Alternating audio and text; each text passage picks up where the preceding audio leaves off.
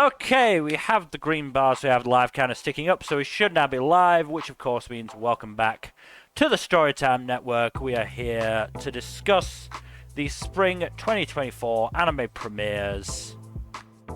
It is a mixed season at best. Yes, very true. Oh boy. There is some decent stuff. There is some quite... I honestly wouldn't say there's been anything that's, like, blown me away on the level as last season did. Last season, the season before, had some absolute bangers. There are some really good shows this season, but a lot of them are not nearly on that level. Yeah.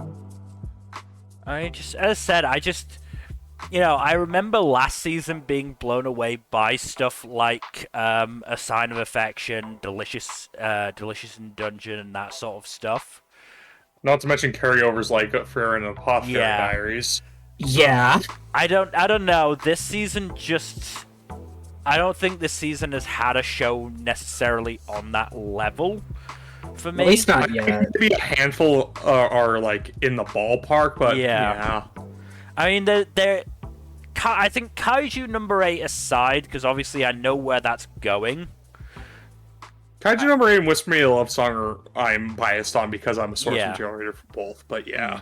But other than that, there are shows that definitely have, the potential, but I do feel like, also have the potential to misstep badly. Yeah. I mean, look, there is an original. Is it an original actually? Is Jellyfish an original? Yes, it's an original. Yeah. Okay, it's an original, but we've seen originals misstep badly. Even last season. I mean, I'm not even talking about last season. I'm talking about the tragedy that is Wonder Egg. Oh no, that too. But, because somebody did bring it up in the comments of, I think, the AniFem review, but... That show will haunt me forever. It's gonna haunt a lot of people, I think. Yeah. But let's start off with, what is it, actually? A manga adaptation that is interesting, I guess. Because we start off with a condition called love. I don't know what to think of this one. Red flags are ablazing. Like, on the one hand, tell me about it. So the thing is, like, are the red flags supposed to be like intentional red flags, or are they supposed to be like that's actually romantic? That's what I'm having a hard time parsing. Well, here's the thing. Either way, this is going to end up in a romantic relationship. Because this is a romance show. It's going to end up in a romantic relationship. Which I think is basically the biggest downside to this show other than the red flags. Yeah. Because I think this sort of thing could work if it was a platonic relationship. I don't think it can work with a romantic relationship. Because, Hananoi is the epitome of a red flag. What kind of red flags are we talking about here? He is like the most like. He's the kind of person who would literally martyr himself for someone he just met. If he was like the opening scene is literally Hananoi going to his now ex-girlfriend. You aren't my soulmate, so I've fallen out of love with you. Okay. Okay. The female protagonist, Hotaru, sees him walk away in the snow, spots him in the park getting snowed on, and provides him with an umbrella, and says so. I think she says some nice words. As a result, he is now obsessed with her. Oh God. Yeah, like he changes like a shit ton about his appearance. He goes to like extreme lengths to find a lost hairpin for her. Like, he literally goes out into the snow and nearly gets frostbites. Yeah. That's healthy. It's there was some, aerophobic stuff as well. What? He was like, there's not a person who can't fall in love. Yeah, cool, great. Thanks, Aromantic peeps are catching strays? What the hell? Thanks, dude. What the hell? Yeah, no, this guy is unhinged. Also, this is way. a minor thing in the grand scheme of things, but he jumped straight to Hotaru-chan, which I feel is rude. Oh, Very, yeah, no. Stick Again, to, dude stick is to like, Hinase-san, at least for now, buddy. if you really want to be like super cute, maybe Hanase-chan. Yeah. But, like, Also, he asks her out, like in their second meeting. She says no, because obviously she would. And then he goes, "Okay, I'm gonna let you get to know me, and once you do, we'll go out." Like, dude is super unhealthy. it's so sketchy. Okay. And here's the thing, I think the show is trying to be intentional about it. I don't think his behavior is coming from an intentionally toxic place, but I do think the show recognizes it is toxic. I just don't think the show is going to have the props and the ability to actually portray this in a good enough way. And as I said, with it ending up in a romantic relationship, I don't think that's going to work. The worst part is this comes right off the heels of A Sign of Affection. And, yeah, it's really suffering as a result. It's really suffering. Yeah. Bruh. And the worst part is, Yep. I like Hotaru. I like her. She has a strong eyebrow game, like what was her name from the Idol show that crashed and burned at the end? You'll have to be more specific. Idol show Crash and Burned. So it was the one with the female protagonist and then the two idols who hated each other. This sounds vaguely familiar. Spring 2022, fuck, I want to say. now. I remember the show, I just don't remember the name. Fuck. Yeah, neither do I. But it had the girl with the really, like, big eyebrows. I think that was from 2022, right? Let me look. I think that was... Heroines Run the Show. Heroines Run the Show, yeah. You're right. Hiyori, that was her name. I found the show on now. Yes. Yeah, no, Yeah, she's that got a... show. Hotaru has a strong eyebrow game like Hiyori, and that endeared me to her immediately. Oh, no. But yeah, I'm not gonna watch the show. Oh yeah, there was another thing. Apparently in episode 2, Oh god. Haranoi is shown to be cutting people out of pictures. I'm not sure what the context is, but either way, that's generally a bad sign. What? That's whenever you're cutting people out of pictures, it's a bad sign. Oh no. Oh no. Like I said, I don't know the context of that, but it's not good. It's really not It good. really isn't. Yeah, no, I think I'm also going to just drop this. I didn't even watch episode 2 yet. It was like Yeah. one of the few shows I was thinking of giving 3-episode rule, and No, it's not worth Nope. it. It's not worth it. No. I genuinely do not think it's worth it. no, I get that. I 100% am getting that. It's also just not very like dynamic animation-wise and storyboarding-wise. Which makes it all the worse, because all you have to focus on is how creepy Haranoi is. Oh no. But, yeah, it's not great. It's not great. Maybe the show will be able to bring it back around, and it'll actually be an interesting, discussion of toxic behavior. I just don't have enough faith in anime in general to do that properly. I don't fucking Yeah. trust it. Oh. I don't fucking trust it.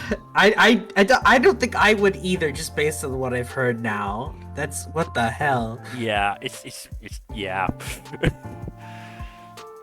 Anyway, let's move on to our next premiere, which is a salad bowl of eccentrics.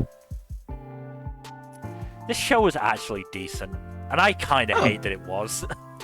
Oh, why? You didn't want another thing on your list? I've been shitting on this show for most of the run-up to this, so I feel a little bad for that. It was actually kind of decent.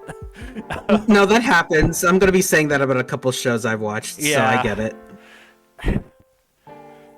So basically, a princess and her, I think, bodyguard basically isekai themselves to escape a rebellion. And end up in, our world. So it's a reverse isekai. Ooh, okay. The princess ends up with a private eye, and the bodyguard... the bodyguard had just taken out some of the rebels, so he's covered in blood when she appears, and is like, oh, why are people avoiding me? Looks in the window. Oh, I'm going to have to change this.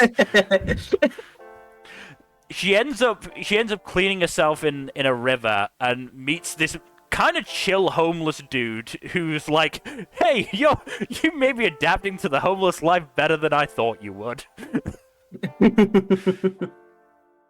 But then we've got the dynamic between the Princess Sarah and the Private Eye Sosuke, which is quite good.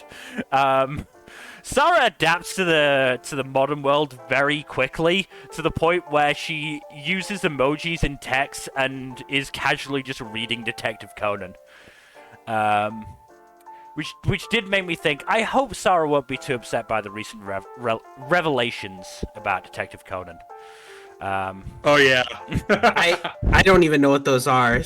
Apparently, two characters who have been, headcanoned as gay for like 20 years have been revealed very to be heavily cousins. shipped together. Yes. Yeah, have been revealed to be cousins or something like that, or siblings. No! I don't know for sure. It's so funny. No, that's insane. People are like, no, this is terrible. Why would you do this to us? I feel sorry for the people that have been keeping up with Detective Conan for all this time. Yeah. It's very funny from the outside looking in, though. Mm-hmm. Yeah, that sounds very, very funny. I feel for them, though.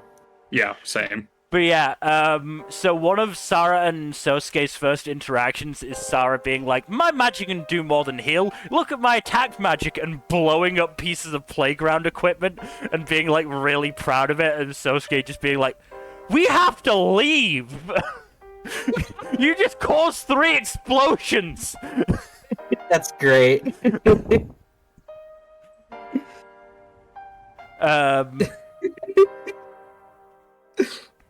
But yeah, no, the dynamic is actually really good. The one downside is that there is some fan service, mostly surrounding the bodyguard Livia, who I believe is 20, so at least there's not some skeeviness on that front. But I think there is a couple of weird shots with Sada as well, who I believe is like 13. Oh, great. Like, I'm willing to give this 3 episodes at the very least, because this surprised me of how much I actually did enjoy the humor. And Sarah has fully bought into our world's hammy bullshit, because basically the job that Sosuke had been working on the entire episode was following a dude to see if he was having an affair. Turned out he was being, like, blackmailed by some thugs. And, like, spurred on by Sarah thinking that private eyes and detectives are heroes because of Detective Conan, he steps in. And Sarah, who had been following him, also steps in to help, and she does this whole I have the powers of a demon lord type bullshit, and it's honestly great. That sounds so funny. As I said, it's shockingly actually decent. Okay. I'm definitely willing to try then. I'm willing to give it a try for this. Yeah. All right. Yeah. If it keeps up that momentum, then I'll totally give it a shot. I like reverse isekai. Reverse isekai is usually pretty good, unless it utterly botches the ending. Del's a part-timer. No, it was definitely a surprise for me. Let's move on to something I don't think will have been a surprise. Other than maybe a surprise in how bad it is, let's move on to an Archdemon's Dilemma: How to Love Your Elf Bride, aka your slave. Honestly, it wasn't bad either. Weirdly enough. So yes, the first thing our main character does is end up buying a slave, but he also breaks the chain and fully intends to free her once he's able to. So there is that. But weirdly enough, it's kind of cute. I'm not fully sold on it yet. Because I don't know. It kind of has a weird air about it. But the Archdemon is a very socially awkward sorcerer, and society just kind of hates all sorcerers because a lot of them are just assholes. Mm-hmm. But this one's kind of like the only one who's kind of decent. And he one of the Archdemons passes away, and he did have the elf girl as a slave, and as a result, she is being held for auction. He falls in love with her at first sight and very awkwardly purchases her, and has no idea what to do after the fact. So the first episode's mainly just him figuring out what to do, and ultimately settling on just having her work as a live-in maid for now, with the intention of freeing her once they're able to actually break the chain, because like the chain's made of like this weird magic shit, and if he just breaks it like just forcefully, it could end up killing her. So yeah, so there is that slave factor, but it's not like, you know, it's not as bad as like what Mushoku Tensei did or anything like that. So but yeah, it was honestly pretty decent. I don't know if I'll stick with it, but I'm at least willing to give it a few episodes. I just don't trust it. No, that's very much fair, but it's anime has let me down far too many times when it comes to slavery. Oh no, that is absolutely fair. I don't entirely trust it either, but just from the overall vibe, I don't think it's gonna go in a negative direction. It doesn't feel like it's going there. It's just trying to be a cute, quirky, weird rom-com. But yeah, I don't know if I'll stick with it for very long, but I'm at least willing to give it a shot. Well, moving on to our first proper isekai of the list. It is... As a reincarnated aristocrat, I'll use my appraisal skill to rise in the world. This one's interesting. Yeah, this one was actually kind of good. Yeah. The production values are surprisingly fairly good, and on top of that, like, it actually tackles the subject of racism. Yeah, in a good way. Yeah, it does it a lot better than most isekai, or most fantasies, really, because it's not like fantasy racism. It's, you know, oh, this person has a different skin color and is from a different place. We're going to be shit to him because he's different. That kind of racism. Mm-hmm. But let's talk about how our main protagonist just came home from work one day, played video games, got up the next morning to go to work, and just died on the spot. Yep. And then that was it.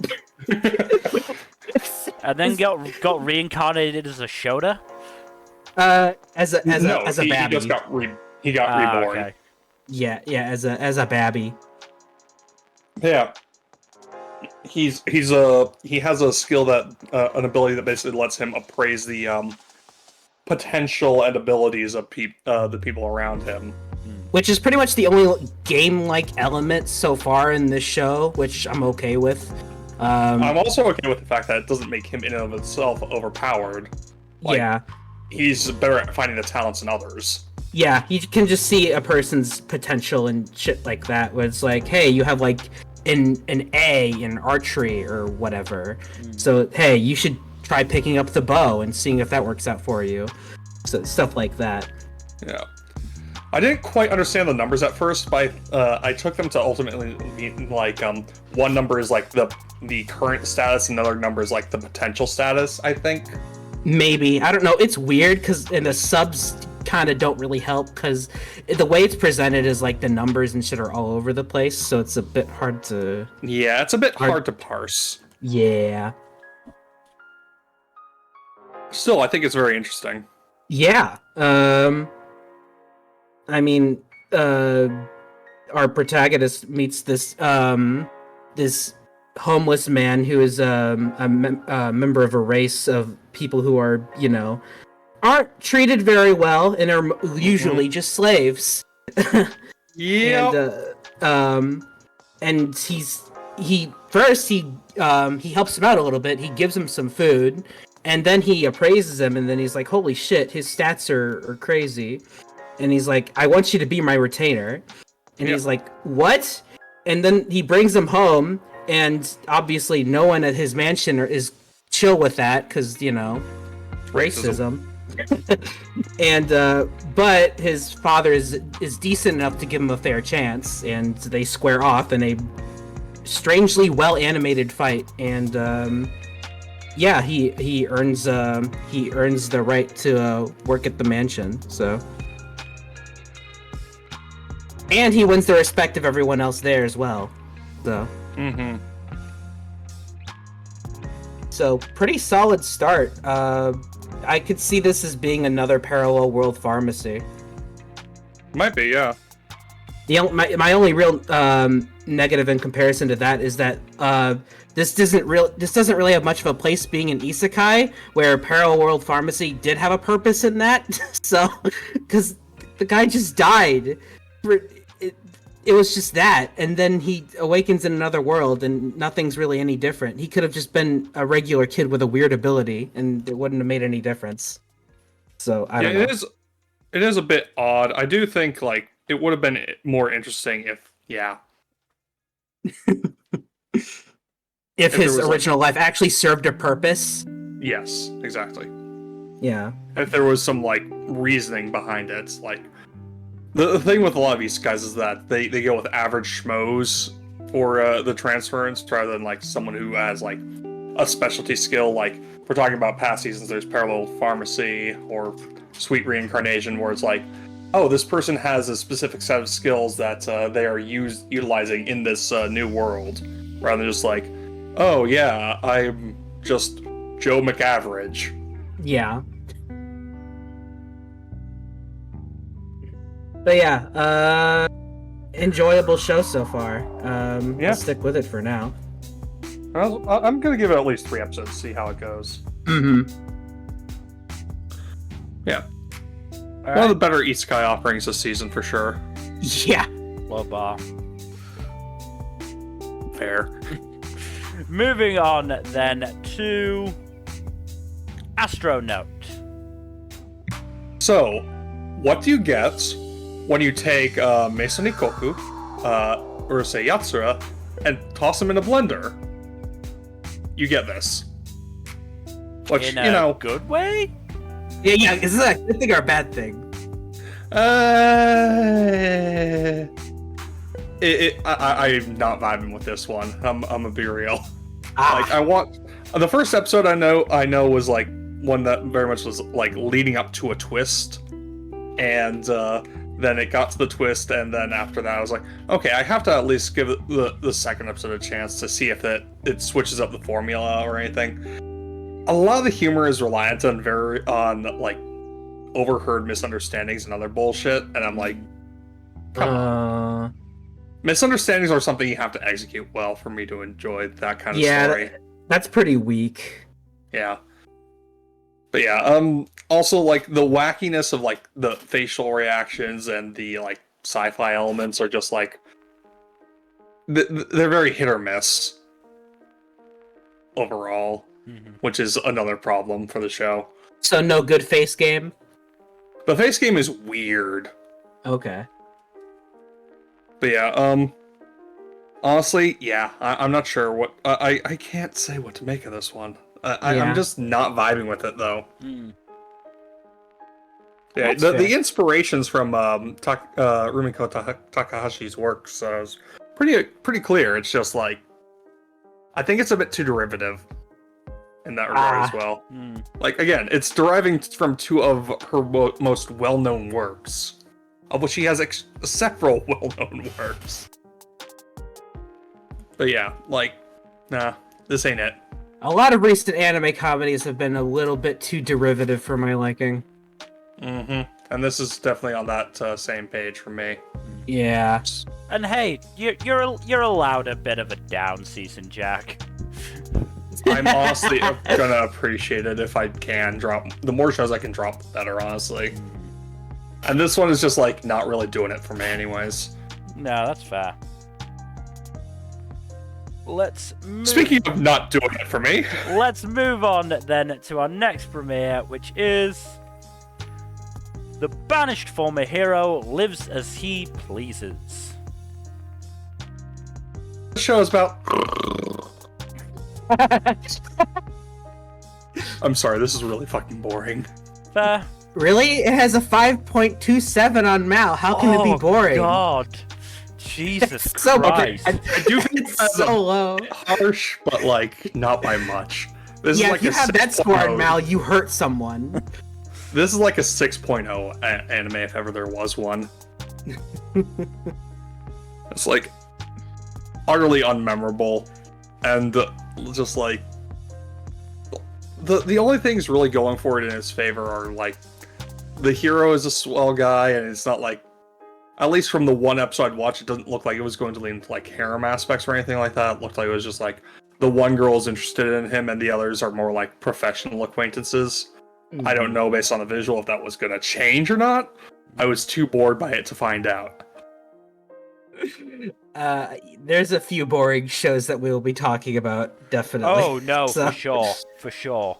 Oh, I mean, we got some snooze fest this season. This is just such I a mean- dull season, my god. I'm gonna have maybe not in a row, is it? No, it's not in a row, but there are two shows back to back on my list that, Jesus Christ, just bad. But we'll get to them.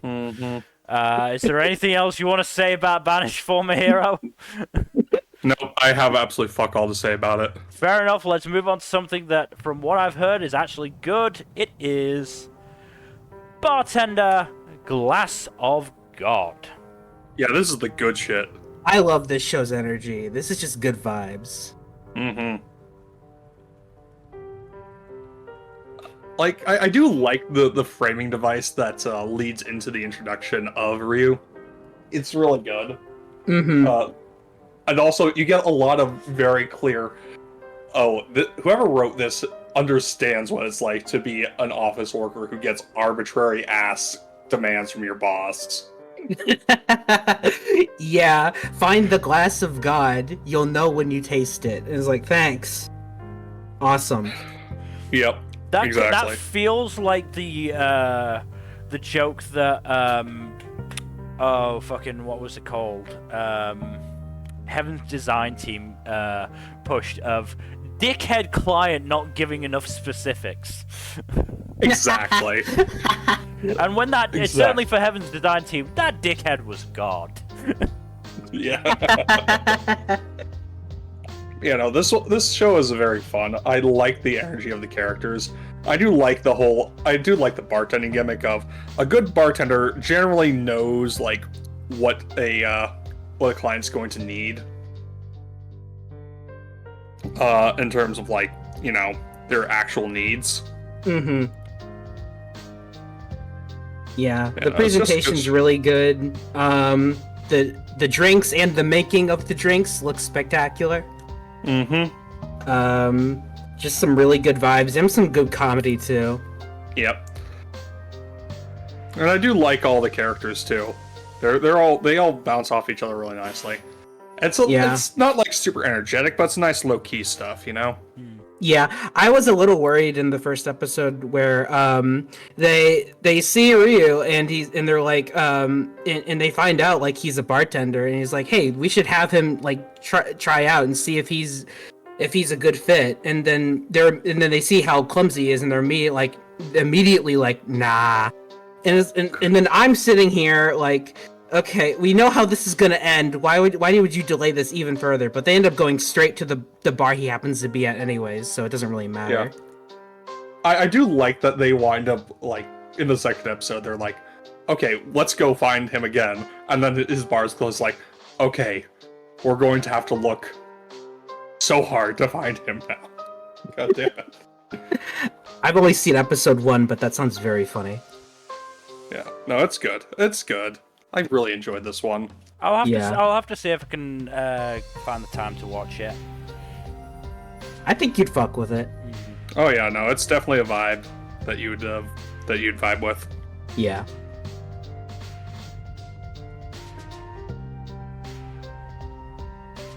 Is yeah, there I think anything, that's all we anything have else, to... or do we move on? No. The first premiere that did not get licensed because it is Blue Archive, the animation. Why it didn't get licensed? I don't know. It seems like a show that should have gotten licensed.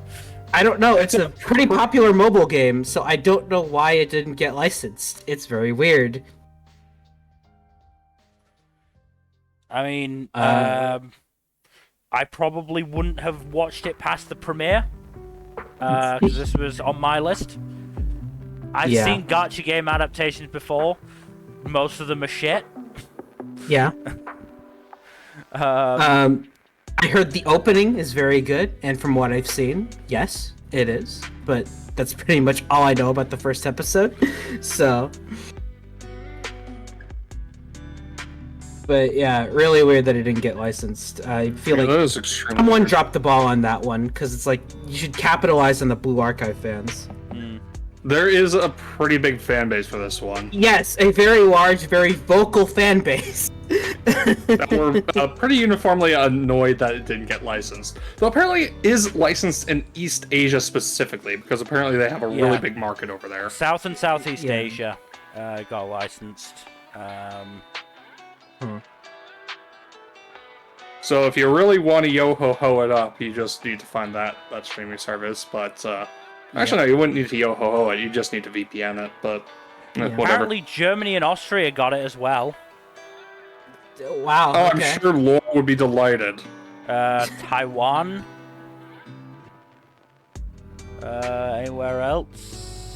Nope. Nope. Doesn't look like it. Yeah. Yeah, it's weird, but yeah. Yeah. Blue Archive, we can't watch it. I mean, sucks for Blue Archive fans, I guess. I'm personally not overly torn up about it, because as I said, I probably wouldn't have watched more than an episode of it. Yeah. Yeah. Let's move on then to our next premiere, which is Chillin in Another World with level 2 super cheat powers. So I do like the Buff Girls design. You know, abs for days. Abs for days. Okay, this one is very unremarkable except for a couple aspects. Does she have biceps as well? Yes. Okay, good. But yeah, it's rather unremarkable outside of a couple aspects. Namely, the protagonist is isekai not from, you know, the normal world, but from another fantasy world. Okay. Which is unique. And secondly, So it's a Risekai. Kinda. It's It's not really a almost Risekai. It'd be a Risekai if he'd been Isekai'd one time and then got Isekai'd again, but no, he only got Isekai'd once, from one fantasy world to another. Second, the protagonist is, you know, not a big fan of slavery, and when he goes from his world, which does have slavery, and goes to the new world, which doesn't, he thinks it's a better place because of it. bare minimum. I Congratulations. don't like how that has to be a positive. I know. I fucking know. I really don't like how that has to be a positive, but okay. I anime. hate it too. I hate it too, Nmbr. Anime. yes. No, this one is just like really boring. But he has level 2 super cheat powers, not just level 1. Okay, I do find it kind of amusing that he gets thrown out after being summoned because his stats are up mid as fuck, and then he levels up once, and then his abilities suddenly balloon to infinity level stats, and he doesn't recognize the infinity symbol. So it's like, huh, that's weird. Okay, whatever. It should be fine. This will be fine. Apparently, he also turns himself into a girl briefly. Yeah, he experiments with changing his appearance when he's trying to go incognito. It's like, maybe I should try this. Nah, I'm good. I'll just go back to being a guy. Alright. Alright. Yeah, it's kind of lame. Not gonna lie. Nothing really going for this one beyond the aforementioned little unique things. Well, let's move on to something also lame with Demon Slayer Hashira training arc. This one hasn't aired yet. Yeah, it's not Once airing you until decide freaking May. It actually will be. It actually has aired for some people who were suckers enough to go to watch this premiere in a fucking movie theater. You chumps. Yeah. It's like, why would you do that? Why would you waste your money and time? The Demon Slayer fans, they gotta waste their money, I guess. Look, I'm yet to regret my decision to stop watching the Demon Slayer anime. I mean, that's fine, but yeah, I mean, I can't say anything. I don't blame you. Yeah, no. It's very hard to blame you. Yeah. I still like Demon Slayer, but this arc is pretty mid, but it's also incredibly short, so I don't know what the anime is going to do with it. I'm pretty sure it's only going to be like 6 to 8 episodes. Yeah, as it should be, because, I mean, right after that, we basically get into Endgame. The final arc, yeah. Yeah. Which is, I mean, that's where the fun, flashy stuff is going to be, but we have a while to wait for that. I will be so annoyed if they make it into like a movie trilogy or some bullshit. I've heard that apparently that's what it's gonna be, but those are just some leaks. So take with a grain of salt, but we'll see. Oh, I'll have plenty of salt. Ufotable, please. I understand how much you like money, but you don't need to keep doing this, please. They liked money so much that they Yoshi'd. Yeah. Hey, that was to pay their animators, to be fair. Yes. But Demon Slayer fans, please stop going to these freaking movies, please. You're making the problem worse.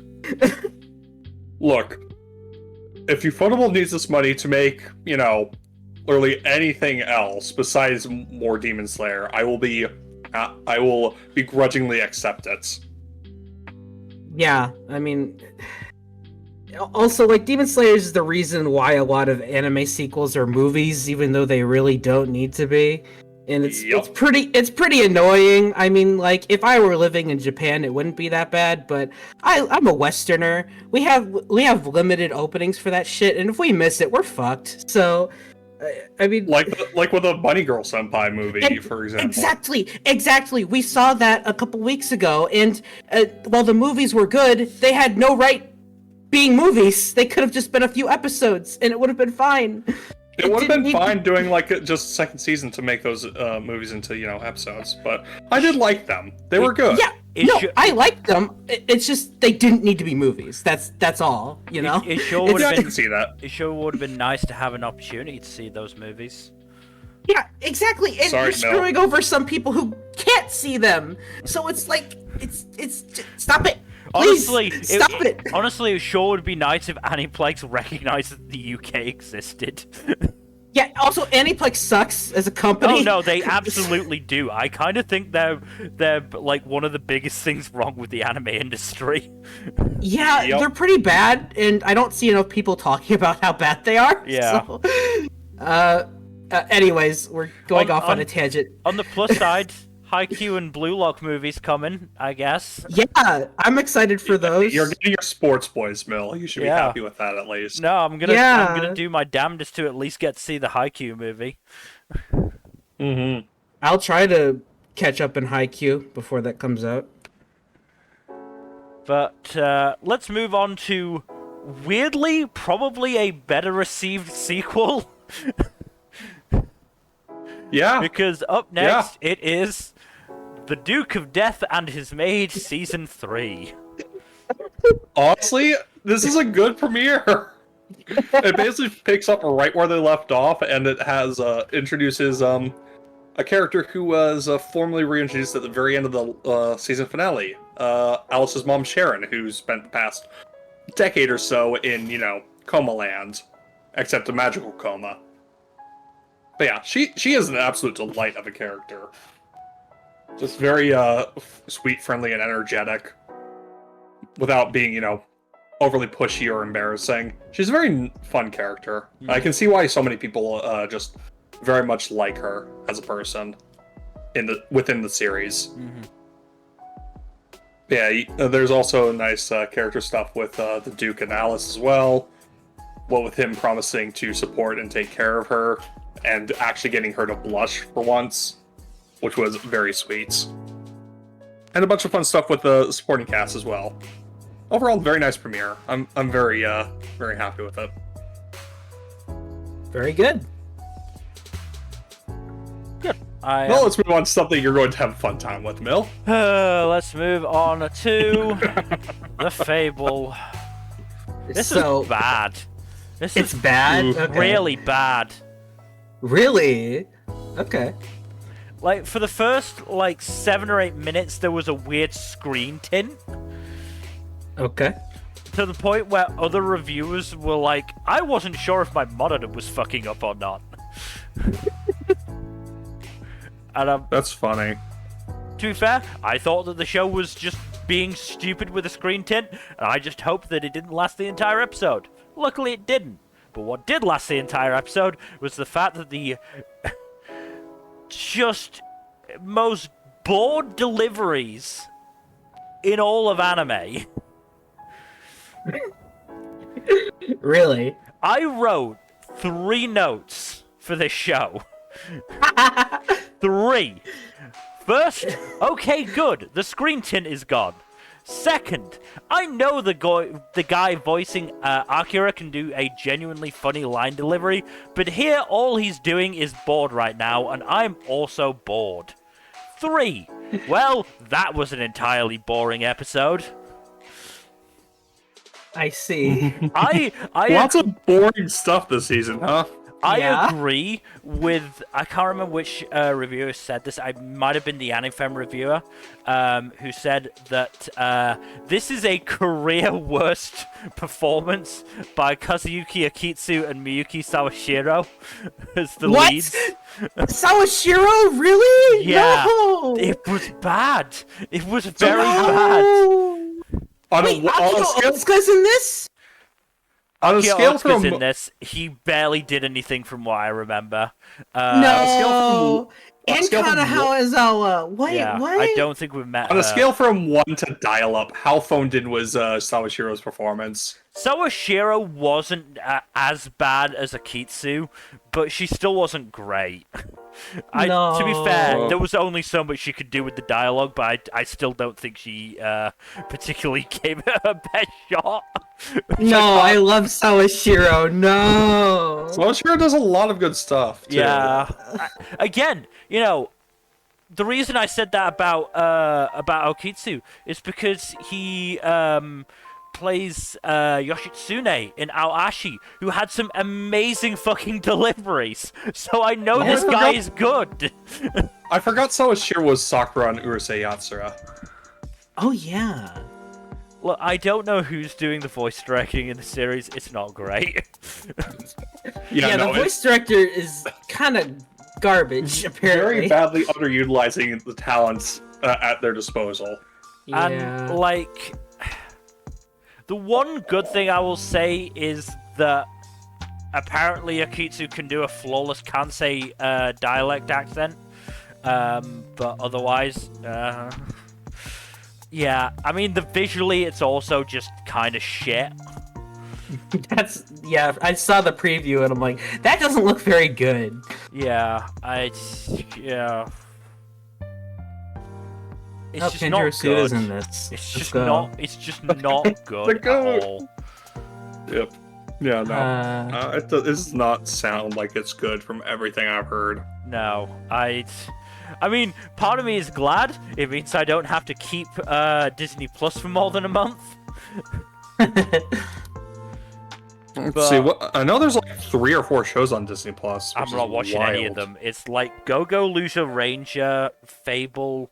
I think Sandland is on Disney Plus, and then I think there's Sandland is Netflix. I'm pretty sure. I could be wrong. I saw Sandland on Disney Plus. Oh, it is on Disney Plus. Shit. Yeah. Which we maybe should have added to the list, but whatever. Yeah, I do plan on watching that. I don't know about you guys, but I am gonna watch I'm gonna watch it at some point. I might watch it. But I am much more yeah. interested in watching Shogun than I am in watching the Fable, because Shogun actually looks good. Yeah. I know there's one more show on Disney Plus, but I can't remember what it is. Mission Yozakura Family. Yozakura Family, which, yeah, I can't be asked watching that. I mean, I like it, but we'll get to that later. Yeah. Let's move on to honestly, the travesty of the season thus far, which is the fact that Girls Band Cry did not get licensed.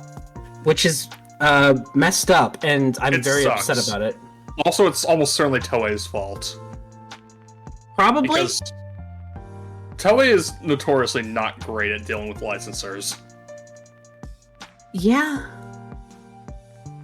But, yeah, it's pretty frustrating. I hope it ends up somewhere, but the fact that we can't watch it is pretty depressing, because from what I've seen, it looks very solid. Yeah, no, from the little bits that I have gotten glimpses of, it seems like a lot of fun. Yeah. I think we mentioned this last week in the winter wrap up, but that scene of the girl realizing that gay people exist, very funny. It is very silly. Yeah. And so we get stuck with garbage, a whole lot of garbage this season that got licensed. Come on, Disney, could you not license Girls Band Cry instead of the Fable? Yeah.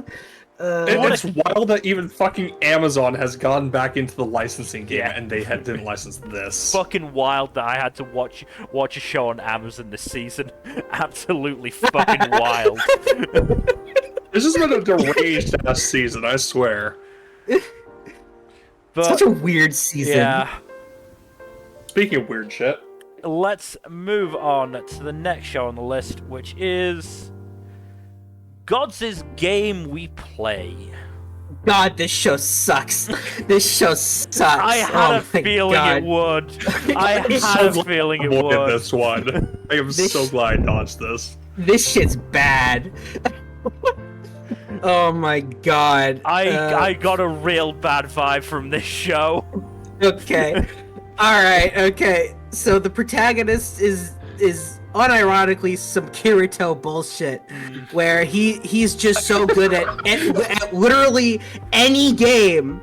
Like he has unreal abilities at literally any game. Yeah. Like he can keep track of cards. He can keep track of cards.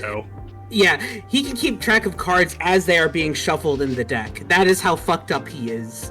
Like, it's ridiculous. It's very funny that you mentioned Kirito because of an entry later on the list, but we'll get to that. Oh boy. But yeah, like the whole shtick of this world is that like gods want amusement, So like they have humanity play these like weird games with superpowers and shit. And if they do good and win like 10 games in a row, then they get like literally infinite wishes and get whatever the hell they want. However, like for whatever reason, our protagonist is like so fucking good at literally everything, but for some reason he hasn't gotten 10 wins yet. I don't know what happened there, but yeah. Also, he meets a god that is in the form of a teenage girl for some reason, who was frozen as a result of falling asleep during a game of hide and seek. Yes, that is the reason. She's very weird, and there's also a weird shot where you just see her ass like very up front on the screen for way too long. What else? She plays a dumb game with the protagonist, and she decides to work together with him so that they can win 10 games in a row so that she can go back home, because like she's locked in the human realm or whatever. Yeah, this show's very bad. The animation's shit as well, and the majority of the first episode is just talking. And yeah, all that exposition I gave, I'm pretty sure I delivered it better than the show did, because it was just so fucking boring. I missed No Game, No Life. It sounds like a waste of a good cast as well. Akari Kito and Nobunaga Shimazaki voicing the leads. God damn it. God damn it. I mean... On the plus side, apparently the dub was okay. I can believe that, but I didn't watch the dub, so I don't blame you. Wait, did I watch the dub? I may have watched the dub. Wait, no, now that I think about it, I'm pretty sure I did actually watch the dub. This is like the first show of the season I watched, so... Oh, that's rough. Yeah, the dub was... Yeah, the dub was fine. There were a few lines that were read off pretty weird, but like aside from that, it was decent from what I remember. But yeah, this show's just was ass. it a weird line reading, or was it just a weird line? Little column A, little column B. There's a bit of both in there, but yeah, honestly, I think it was mostly just the lines themselves, because there were some weird ones. Also, like, I'm looking at the key visual. You know it's bad, like, when your protagonist's face on the key visual looks a little fucked there. Like, what's wrong with his eyes? It does look a little weird, doesn't it? His eyes do look a bit off. Yeah, what's wrong with his eyes? Like, what happened? Clearly he got, like, some sort of facial damage. I think they're on a different level. I think one is lower than the other. Yeah. I'm looking at it more closely on Mal. I think his right eye is lower than his left eye. Yeah, what happened? This is your key visual. Why does it look like shit? I don't know whether it's because of his bangs, just like creating an illusion of that, but I don't know. It looks weird.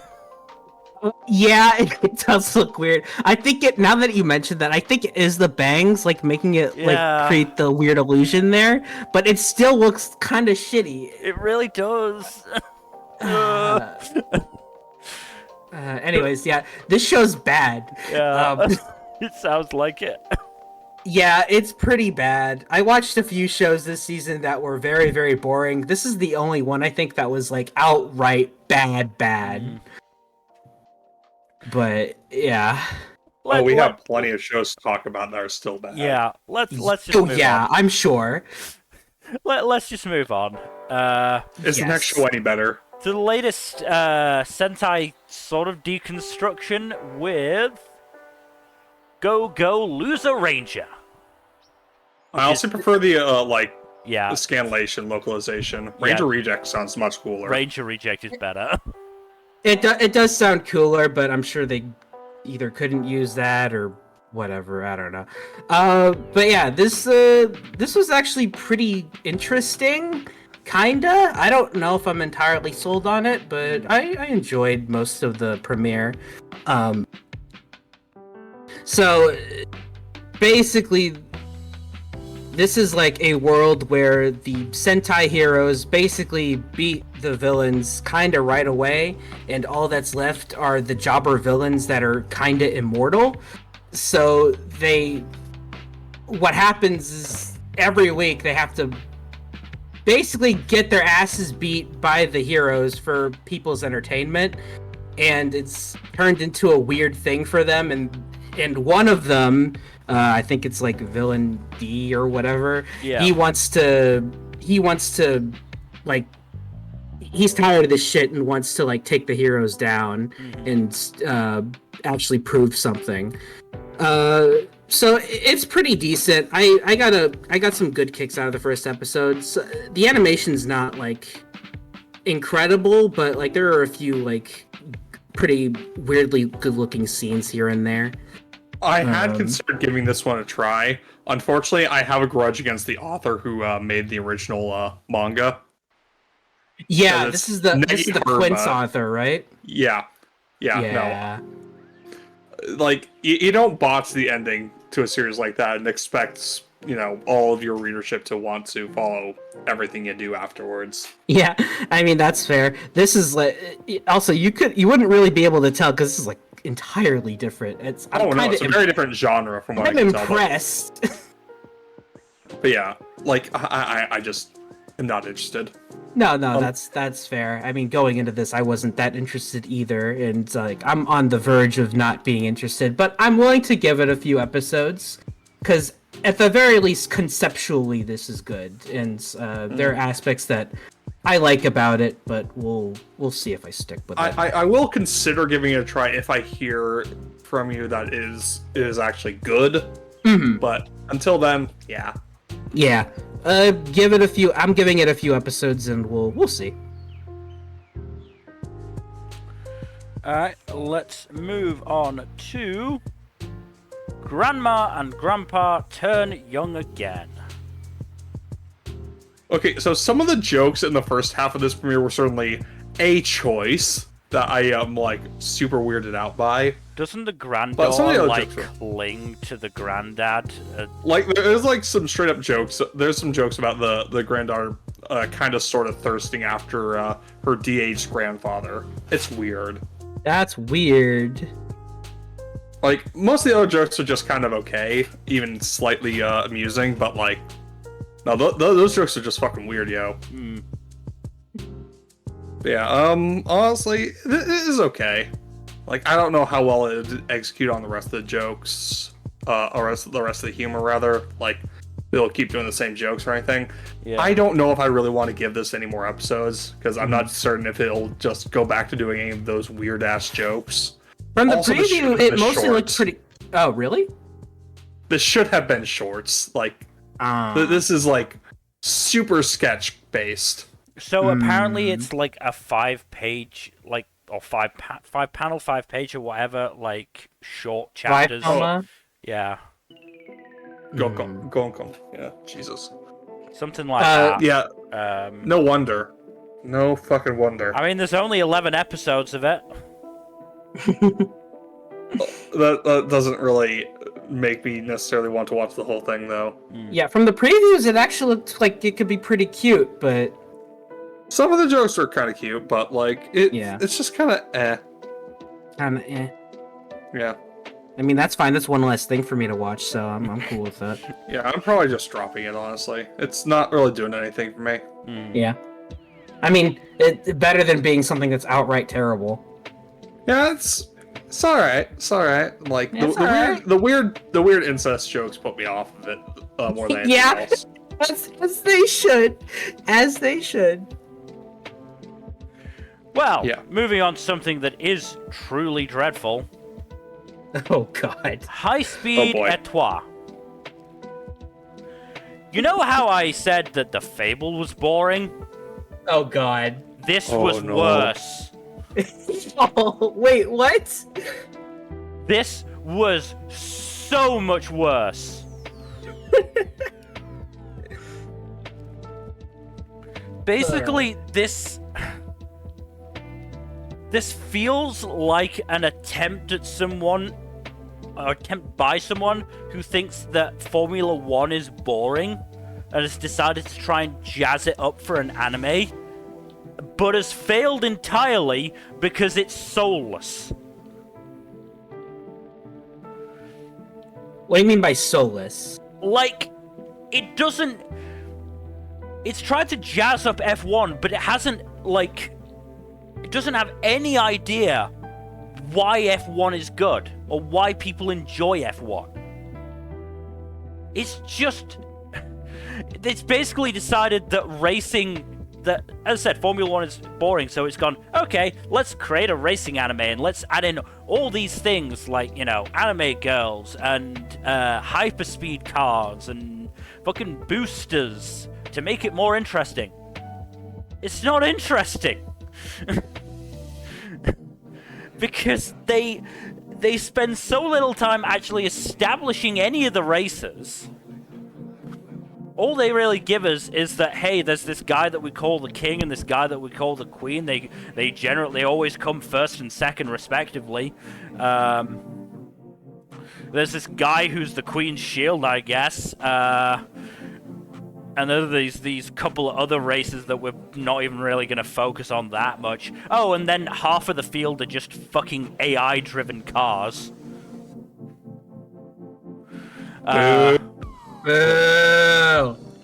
Like,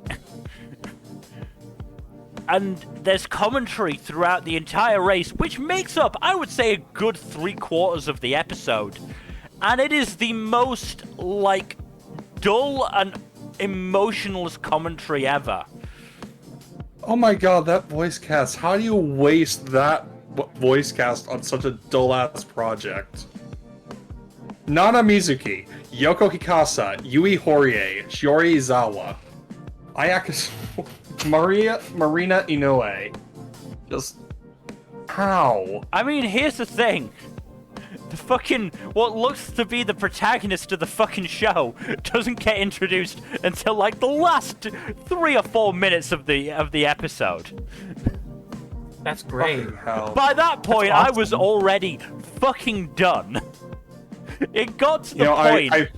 It got to the point where the guy they call King, Lorenzo Salvatore, like, had a pit stop and was talking and like, oh, you're gonna have to come with me so I can buy a birthday present for my son. I was like, that's a death flag, and I hope it lands. For the love of God, kill this man. It might make this episode interesting. They also had this whole thing about this one dude being like, oh, I'm tired of not finishing first or second or third, or like first or second. So if I don't do it in this race, I'm going to retire after. But they never showed his face. They refused to animate his face because they knew he was going to fuck off after this episode. That's insane. So all we got was his fucking helmeted face. That's wild. Also, this show has a 5.05 on Mal. It deserved it. Holy shit. It deserved it. Holy shit. It got to the point where, at one point, just for the contrast, I paused the episode, I went to YouTube, and I searched up a recent F1 Grand Prix highlights, just so I could hear genuine emotion in reporting on racing. That's actually insane. And, you know, maybe it's a case of, maybe it's cultural differences, Japanese commentary being slightly different. But it was just bad. I think it was just bad. Yeah, I hated this. I despised this. You want to know what like I do every season, I did a summary for most of the premieres that I watched. Do you want to know what my summary for this episode was? What? Boring race is boring. That's it. Also, I was just thinking, so like the commentary was pretty low energy, right? Yeah. So like I'm mentally comparing that to like Uma Musume that has like incredibly high energy commentary. Like the commentary in that show helps it so much. Yeah. It elevates the races, and the races are already great, but the commentary just adds so much to it. Yeah. So when both aspects of that flop, you just have garbage. Yeah, no, you do. And, like, I compare it to Overtake, which, you know, got you invested in the race in the first episode.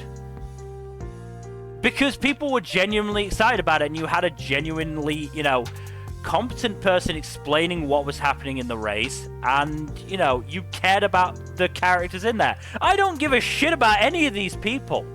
Any of them. Like, the question is, do any of them even have fucking personalities? Not thus far.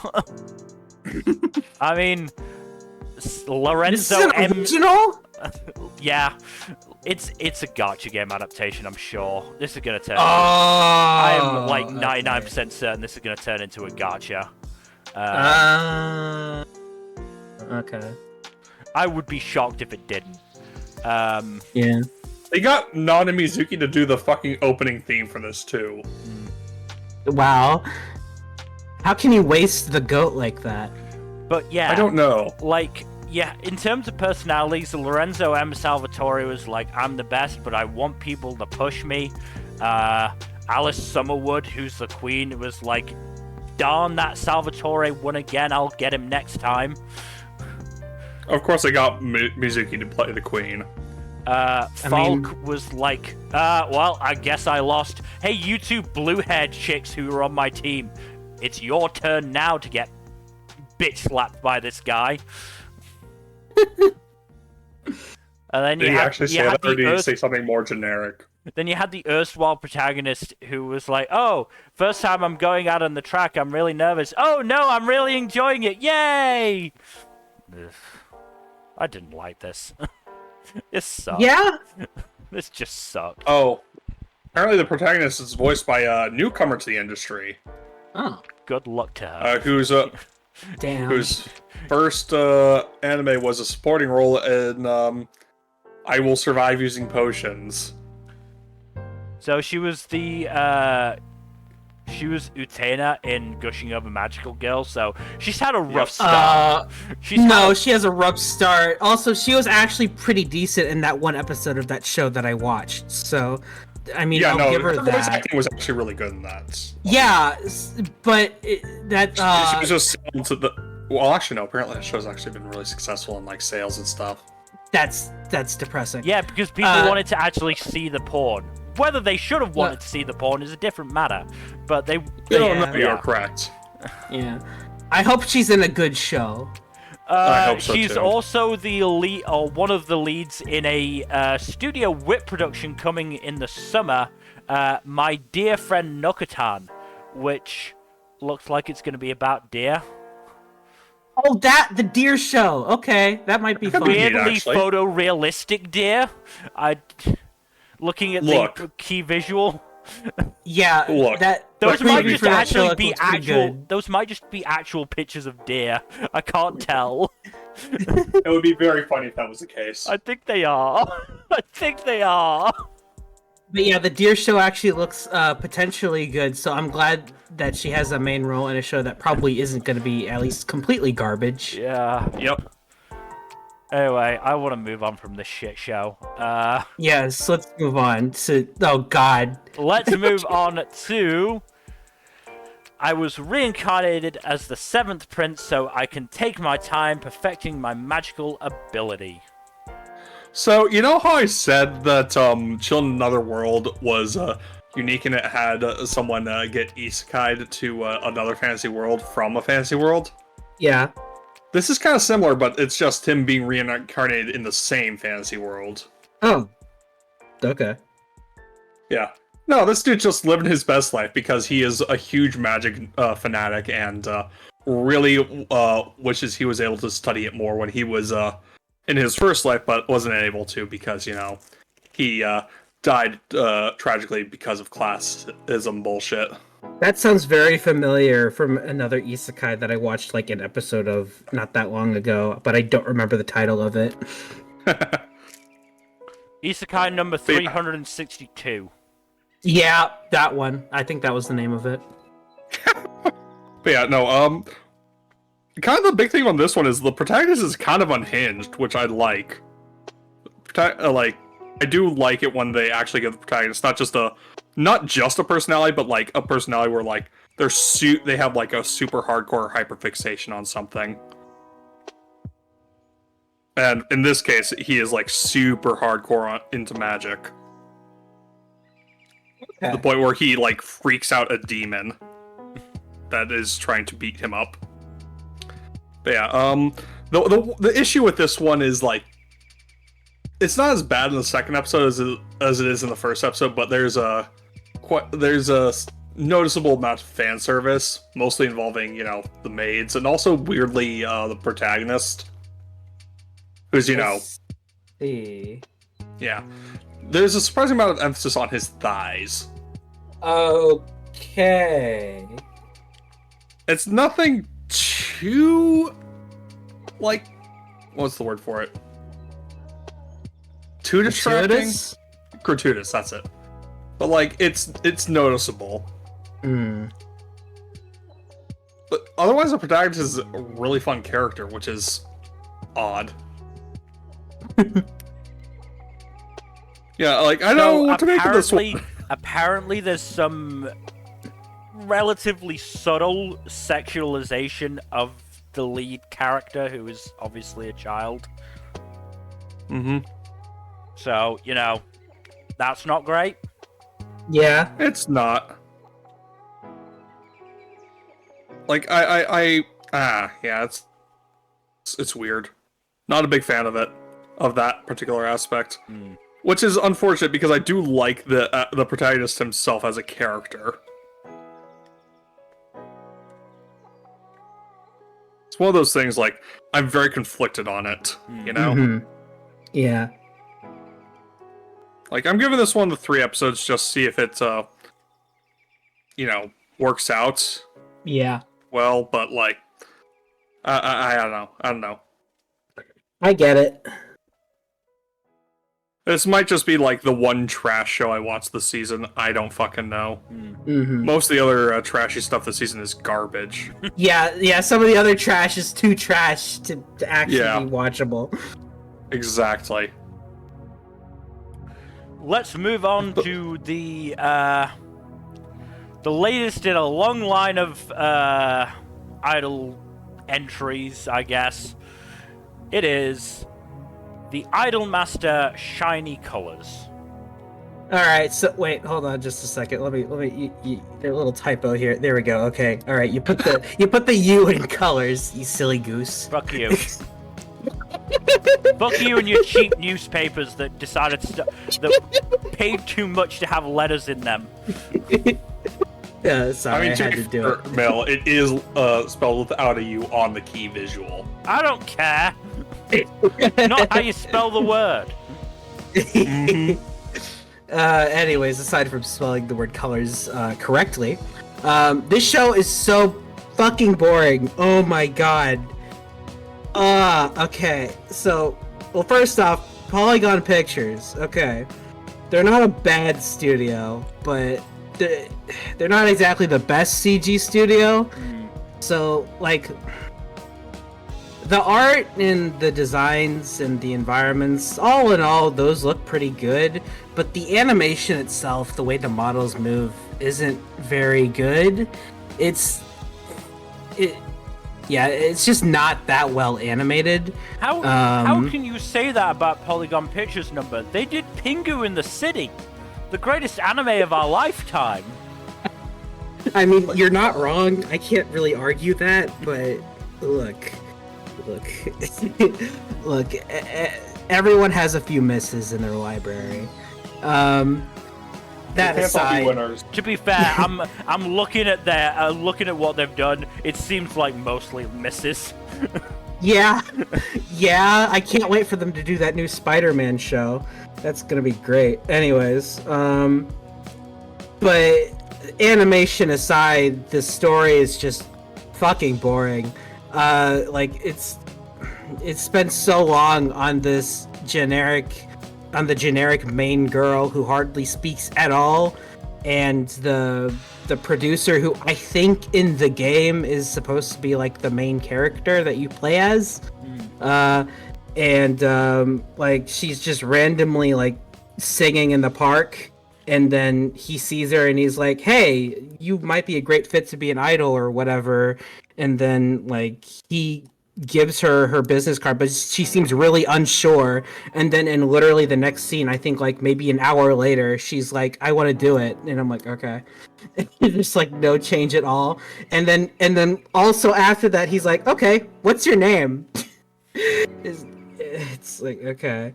And there's so many characters that just seem like nothing.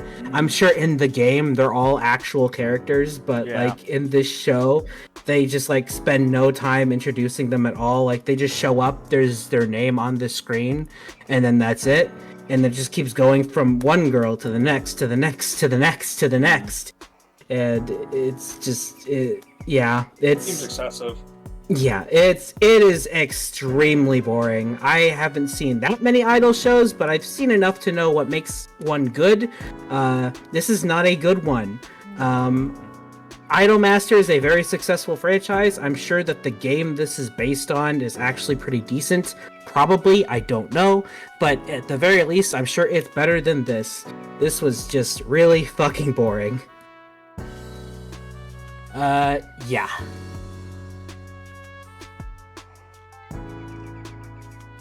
I'm just. Also moving on to the good shit of the season. Wait, one last little thing. Actually, the most interesting thing about this show is that Kenjiro Suda is in it, just kind of out of nowhere.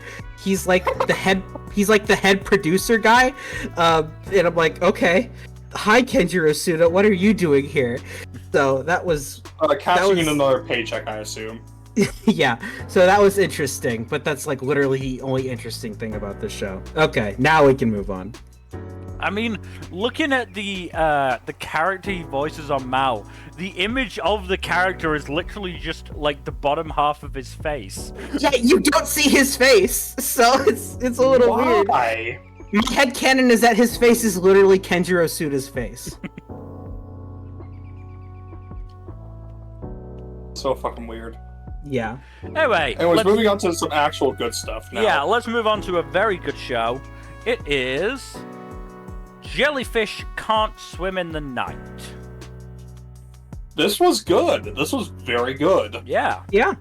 I've only seen the first episode so far, but yeah, it was pretty good. Like, this is how you do an anime original. I mean, we say that now, but... Okay, yeah, there's no guarantee that won't fuck up the ending, like 1,000 others have, but like, so far it's very good, and it helps that it's relatively grounded, which makes it harder to fuck up the end stretch. Yeah. No, Kano's gonna turn into a jellyfish and it's gonna be really weird. Yeah. Also, am I the only one who got a little bit of a gay vibe? Oh no, 100%. It's not gonna go that way. I have no hope it'll actually go that way, but it is gay. Yeah, this does have some of that gay energy. Yep, I thought as much. Yeah, which is unfortunate since it probably won't go that route, but you know. No, I don't know if Doga Kobo has a history of that or not. I don't think so. I just have no faith in anime that aren't explicitly stated to be, Yuri. Yeah. And I feel like if this one was, it would have been, it would be even more, highly rated. Somebody would have mentioned it by now. That'll be all the better when it actually does happen in the show. And then everyone's freaking out about it, and it's amazing. Because it is an original, we don't necessarily know where this is gonna go, but Still, I think we've all been burned by anime too many times before. I have no idea what you're talking about. I'm talking about Birdie Wing. I didn't want you to elaborate. Well, I had to, because I'm still annoyed about that. But no, this was really good. Kano is a gem. Yes. And Mahiru is painfully relatable. Yes. They're both pretty great. Already They have a front really runners good for best chemistry to girl. them. Yeah. Yeah. The only downside to this show is that there was some weird fan service shots. Yeah. Yeah. I know it. Yeah. Well, I watched that the was second a- episode, and there was really basically none of that in the second episode. Okay. Yeah. So it might have just been a weird, like, first episode thing. I know a lot of anime do, like, weird shit in the first episode, and they just drop off afterwards. Fingers crossed, On that- because that, shot from behind, what was it, Mahiru's sister, or was it Mahiru herself, that was just really weird? Yeah. It was from her sister's POV, if I recall correctly. Yeah. It was just odd. Well, there was yeah. one from a sister's POV that was staring down Not her shirt, Mahiru's yeah. shirt, and then I think there was one from behind. Oh, in the bathroom? That was more neutrally framed, though. That was just like... I don't think it was, but fine. Either way, hopefully we're not getting any more of that. I Yeah. hope so as well. Yeah. But yes, otherwise, extremely good show. Yeah. Very curious to see where it goes, and hopefully doesn't implode. Yeah. Like I said, it's not a speculative fiction, so it has a much greater chance of not going spectacularly up in flames due to being weighted down by high concepts. Yeah, no, good show. Yeah. Yeah. No, it was a very interesting premiere. A very good premiere. Also, I think in my head I got it mixed up with Train to the End of the World, which I know has this thing of like high school girls getting to a certain age and then something happening to them. We'll get around to that when that one comes. Yeah, we'll get around that to as it well. specifics, but the reason I'm mentioning it is because when Mahiru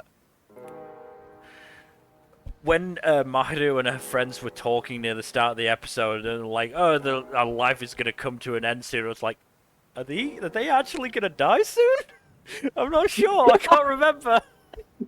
Can't remember if that was part of the premise. But The no, apocalypse is it coming. was just an emotional death because being a working adult. Yeah. Oh god. Let's move on though to another very good premiere with Kaiju No.8. Just dropped Woo, today. This one's good. Yeah, this one's very good. I will say I am annoyed with Crunchyroll for doing the thing where they did like a live stream and then they waited an hour or so to like actually drop it on streaming. I That think was it was weird. like an hour and a half, yeah. That's pretty weird. I gotta say, this show must have like the most impressive marketing push I've ever seen for an anime. I cannot stop Yeah. seeing like them pushing it. It's kind of wild.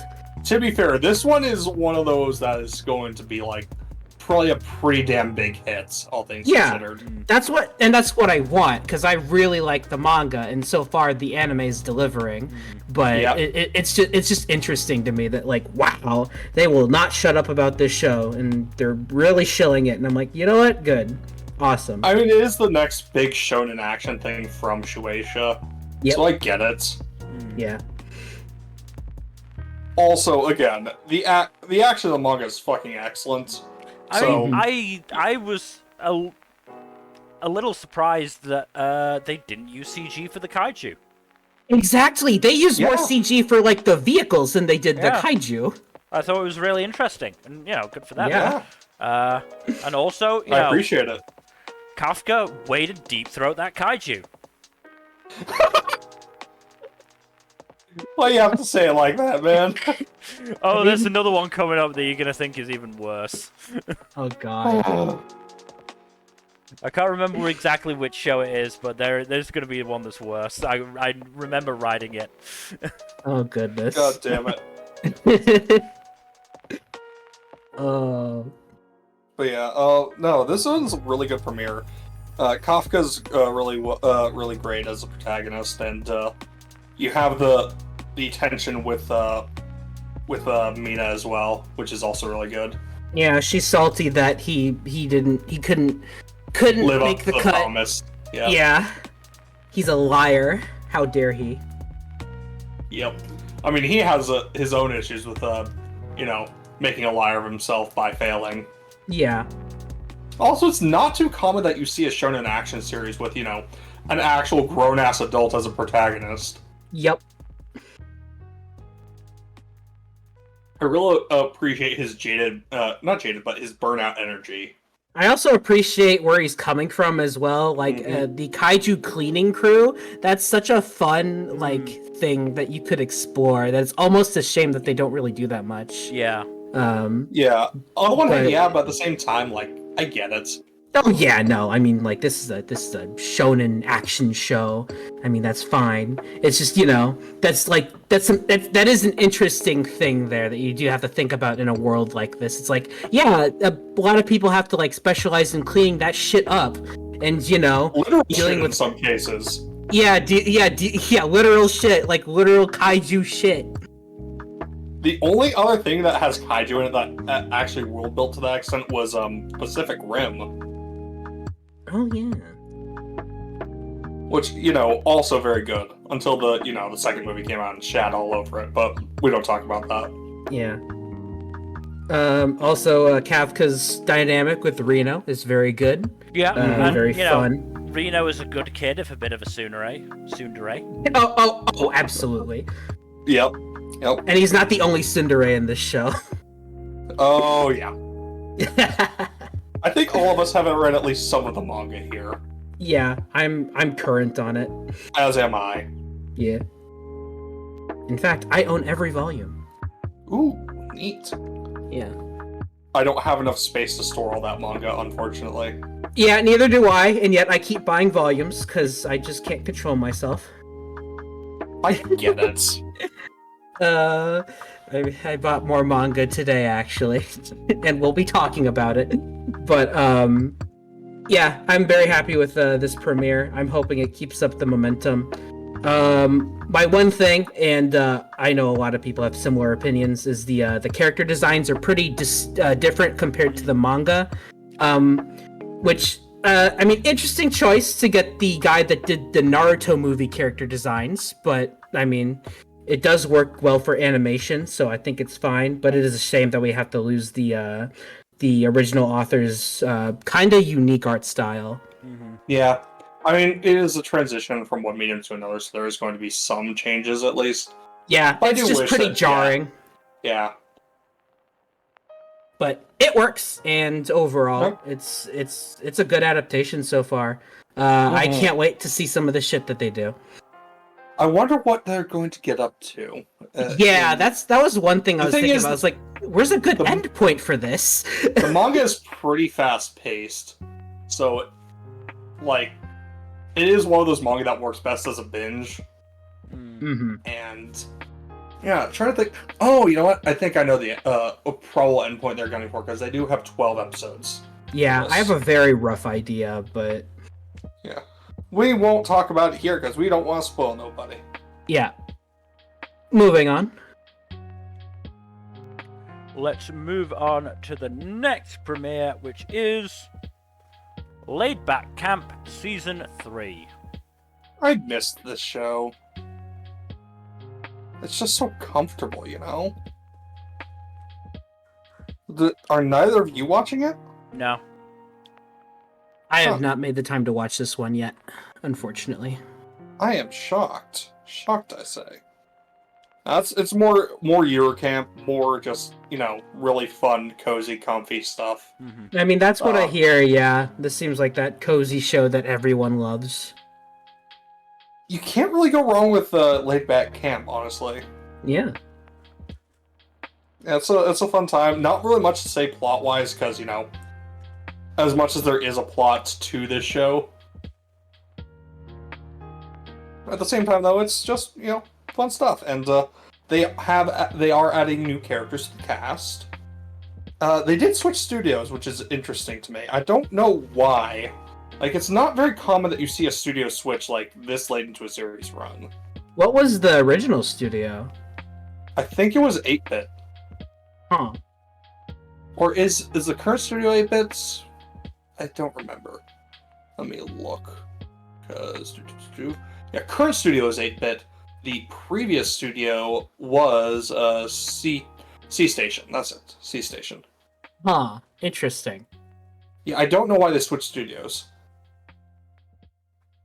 Have you noticed any particular downgrade in quality? Not really a downgrade in quality. The art style is a bit different. Apparently it leans closer to the manga now. Okay, well, I guess that's more of a good thing than a bad thing. Overall, though, it's really nice and cozy. Which is what you want from this kind of show. Yeah. Very cool. Yeah.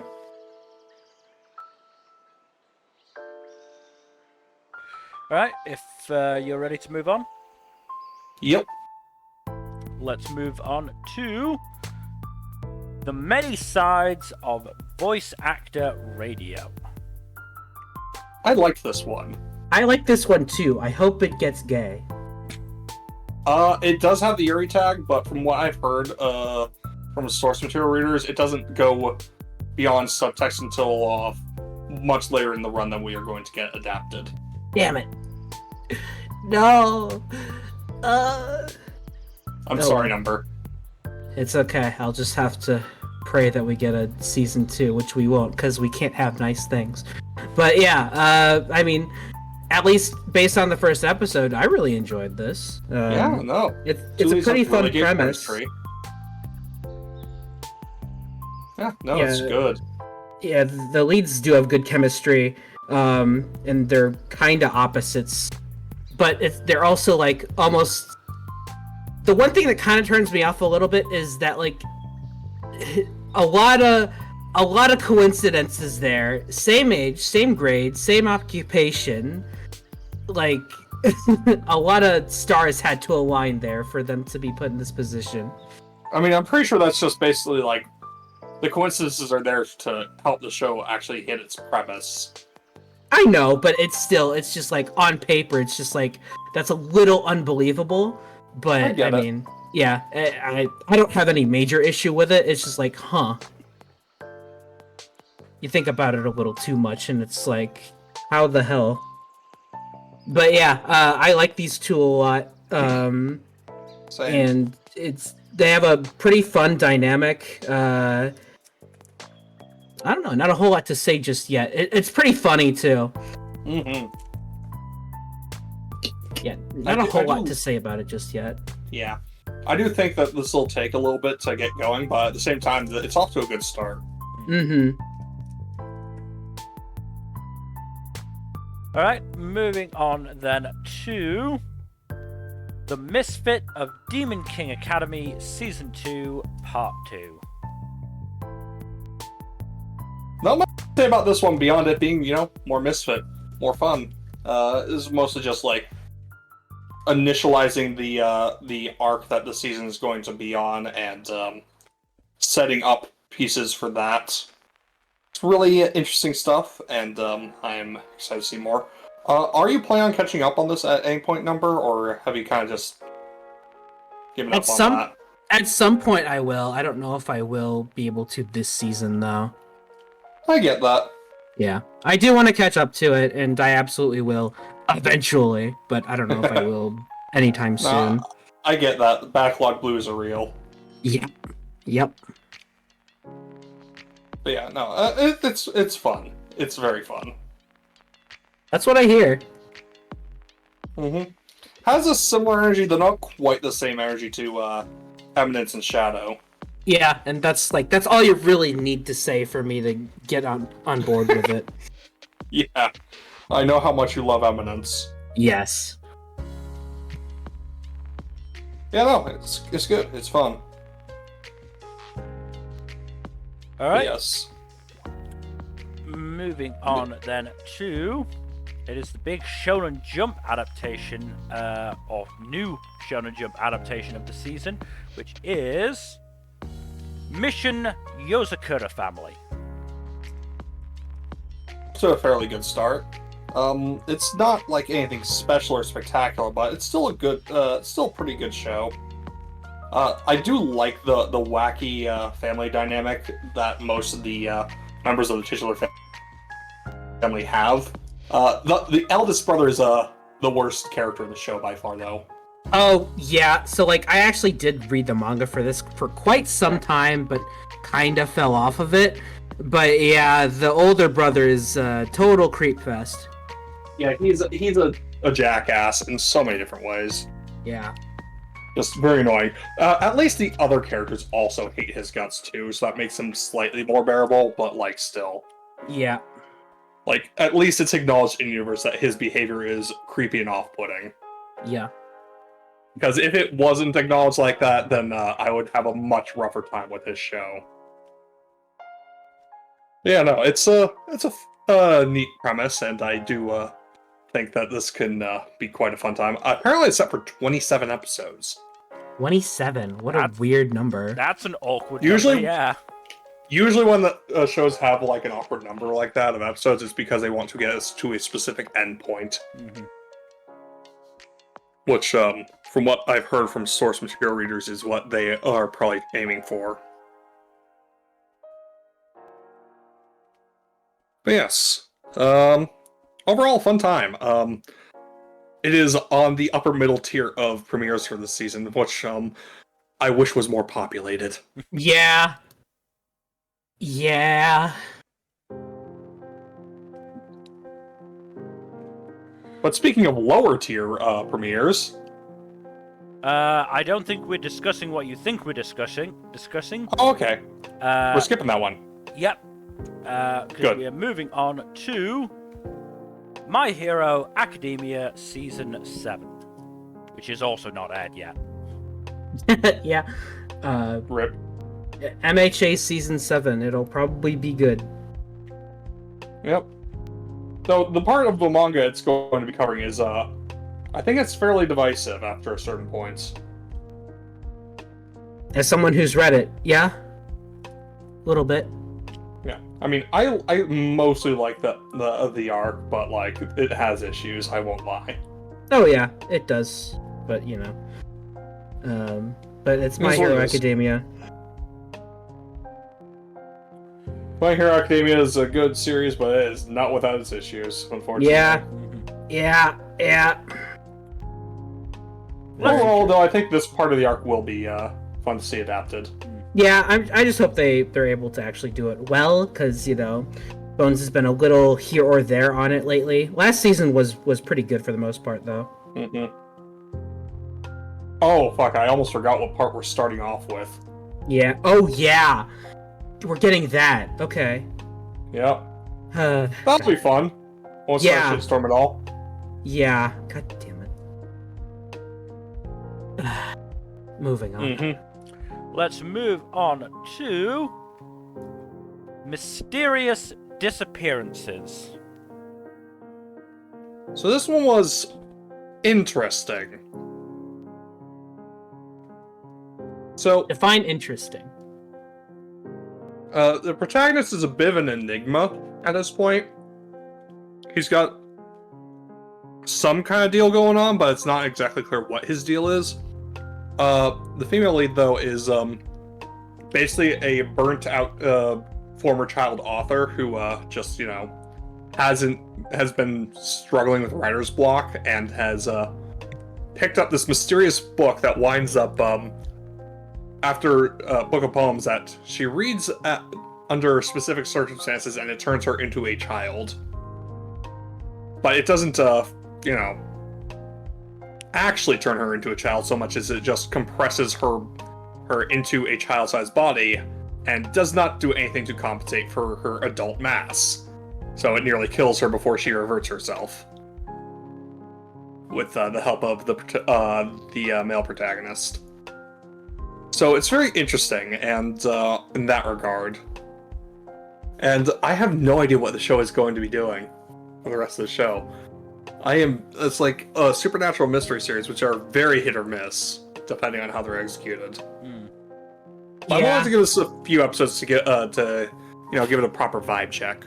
Yeah, I'm down to give it a shot, depending on how you feel about it in a few episodes. So we'll see. Mm-hmm. Yeah. Also, just be aware that there is a not insubstantial amount of camera focus on the female protagonist's assets. Yeah, I'm not surprised. Yeah. She is quite the buxom lass. At least she's an adult woman, though, which is a change of pace. Yeah. Yeah. I'll take the adult woman, but yeah, The clear amount of fan service that I saw in the preview alone was enough to put me off this show. I don't blame you. Which is frustrating, because this show... I feel like I could have loved this show otherwise, but yeah, I... Can't do it. Can't do it. I get it. Especially considering this is also the studio that made fucking Beyond the Tri-Cornered window. No. I always forget whether it was Tri-Cornered or Coloured. Tri-Cornered window, which was very bad. Yeah, I remember maybe they've improved. I mean, they also did Science Fell in Love Season 2. Okay, that I don't blame on the animation studio. I blame that on the writing. Yeah, that was on the writer. Like, that is not the studio's fault. That is definitely the fault of whoever fucking wrote it. Fair. Yeah. We'll see, but yeah, I couldn't do it, certainly. Again, I get it. Let's move on to the next premiere, which is The New Gate.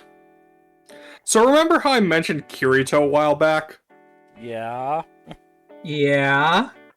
So this show basically has Sword Art Online's Aincrad arc as basically the fucking prologue. What? Yep. I see. Like just straight up fucking speedruns Aincrad, except there's no other characters of relevance besides Pro Tycoon, who looks like knockoff Kirito. He does look like knockoff Kirito, except he has a fire sword. Yep. Too bad the fire sword isn't really present for much of the pilot. Great. Instead, it's just him faffing about after he clears Sword Art, not Sword Art Online, rather. It's the New Gate. My bad. But he clears it. Everyone else is free to log out, and just before he can log out as the last person, he gets transported to the game world, except 500 years in the future. What? Yep. Alright. Like, conceptually, it's very interesting. Execution-wise, not so much. Kind of dull, and like, oh, he goes to the Adventurer Guild. Oh, he's an adventurer now. Oh, he saved this person who was at the place that he used to live in the game. Oh, there's this mysterious lore about all the people who disappeared 500 years ago, aka the former players. Like, the execution is really lacking on what should be some very interesting story hooks, I feel. I might give this another episode or two, but I'm not sure, honestly. It's not, like, super high on my priorities list, if I'm being honest. Yeah. That surprised me. I'm just gonna say this one is a resounding okay.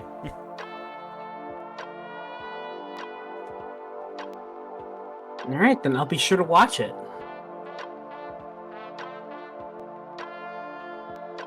Are you sure about that? No, I'm joking. Okay. That's fair. Yeah. Moving on. With that, Jape, let's move on to yet another okay show. Oblivion Battery. Okay. This feels like it's an excuse to let Mamoru Miyano go ham, and it's not great as a result. Aww. But Mamoru Miyano going ham is funny, usually. Yeah. The material he's going ham on right now is not funny. Oh, Damn.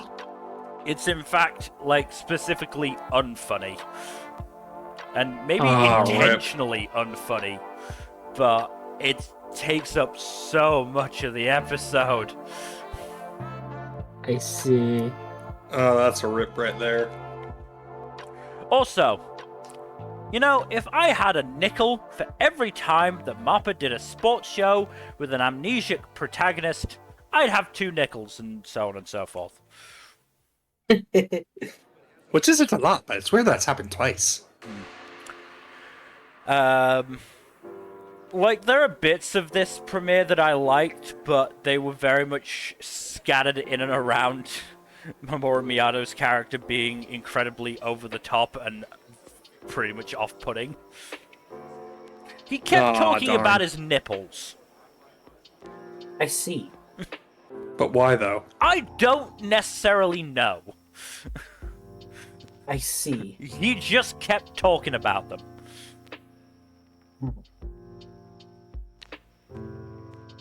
Do you, like, install lasers in them or some shit? No, he just thought that they were cute. What? I don't But- know. Why, though? I don't Okay. know. I mean, Just... Huh. I think there is definitely the beginnings of a good story here, because certainly during the episode I did wonder if Kaname was playing up how silly he actually was, due to the sense of loss that was caused by losing his baseball knowledge. Especially considering the fact that his childhood friend Kiyomine gave up basically a fast track to, you know, being a pro baseball player to stay with Kaname. Mm-hmm. But I don't know if that's actually the angle the show is going for. And it's hard to get... Does this one have source material? It does. So this isn't a Mappa original. It is not. I mean, we will obviously have to see. I'm willing to give it 3 episodes just because it's a sports anime and I'm sports anime trash. You don't have much sports anime this season, do you? Other than Tonbo, no. Hmm. Are you really going to be watching Tombo, though? Yes! Tonbo was decent. Fair enough. Tonbo we'll get onto it, obviously, but Tonbo was not bad by any stretch. I didn't know. I was asking. The dub sucked, yes, but Tonbo, the show as a whole, was fine. Well, we'll talk about it. We'll talk about it. We'll talk about it. Yeah. But yeah, Kaname takes up such a large portion of this premiere, it's hard to really judge how well the show is going to handle things when the cast, expands. Hopefully well, but I mean, I liked Kiyomine to a certain extent, and I did like Yamada, so... And there was an interestingly placed Commodore Perry joke in this sports anime. Huh. All right. So... fair, I guess. As I said, I'm willing to give it 3 episodes just for being a fucking sports show. But we'll see. We will see. Mm-hmm. Moving on to Jack's frontrunner for anime of the season, it is Oh, bullshit. Monster. I think you mean anime of the year. Oh, sorry. fuck off. Yes, yeah, Fuck you. yeah. Yeah, you hated this, didn't you? For good reason, from what I've heard. Most of the premiere was really boring, but there was also, unfortunately, a little bit of it that was just extremely off-putting, and that was a bit where the protagonist goes to look into storage and finds a bunch of naked women, some of whom are very obviously pregnant, and it's like, I'm just not going to think about this, and it just walks out. Okay. Yep. All right. What? Oh yeah, and apparently the protagonist, the world he comes from, because this is fucking isekai, of course. It's like a cyberpunk type fucking world, and he apparently has cannibalism powers that lets him get powers from eating shit. What? Yeah. Yeah. No. But yeah. So I looked into the source material, and apparently, it goes. It takes its. It took a consent class from Hentai University. Great. Wonderful. Which, is hey, it's totally consensual if, even if they're, drugged up out of their fucking minds. Totally. Yeah, no, fuck this. Yeah. Fuck it. God. Okay. Well, Yeah, I've not heard good stuff about this show. I've obviously not watched it myself. Yeah, no, I don't blame you for not touching this with a 10-foot fucking pole. This was garbage. So just from Absolute worst show I watched this season. Just from a comment from the Anifem review, it likes to pretend that holding women captive and drugging them until they want to have sex counts as consent. Yeah, no, exactly. The hentai school of consent. Dude, what the fuck? Exactly, Nmbr. Exactly. Also, I see this is another gem from Studio Dean. Studio Dean does nothing but... I mean, I can't Dean is finish doing that a fucking fair sentence. amount this season as well, I'm fairly sure. Oh wait, yeah, you're right. Konosuba, what the hell? Not just When did that. they pick up there's- Konosuba? No, that Dean aren't doing Konosuba, Driver. No, it's Studio Drive, yeah. Oh, that's right. They only did the first 2 seasons of Konosuba. Huh. No, it's just- Dean is doing other stuff this season, because it's also doing Tadaima Okaeri. Oh, Fucking that is hell. that is a It's completely also- different show. It's also doing The Banished Former Hero Lives as He Pleases. Wait, what? That one clearly did not get any love from the animators. Because that one was not well animated. What the hell? Remonster is also pretty mediocre on the production front, not gonna lie. It does not deserve its Mal rating. Yeah, I don't know why it's so high. How has it got a set? I hate anime fans. Why is it so high? Because anime fans are a bunch of fucking... There are so weirdos. many shows that have lower ratings that are far better, obviously. What the hell? I'm gonna regret Something doing this. weebs have no taste. I'm gonna regret doing this. I'm gonna go into the Mal forums. Oh no. Oh no. Oh no. Why are you doing this to yourself, Mill? I don't know. You know what? Nah, it's okay. That sounds like fun. Oh no. Oh no. There's a lot of comparing it to Reincarnated as a slime, which is a choice. Oh. Dude, what the fuck? They have a similar premise of protagonist eats things and gets stronger, but like, I think they came out on the web novels were released around the same time. That's about where the similarities end. I'm still not seeing anything about, the goblin sex slavery, really. I think they're just glossing over it because it's uncomfortable. Yeah, pretty much.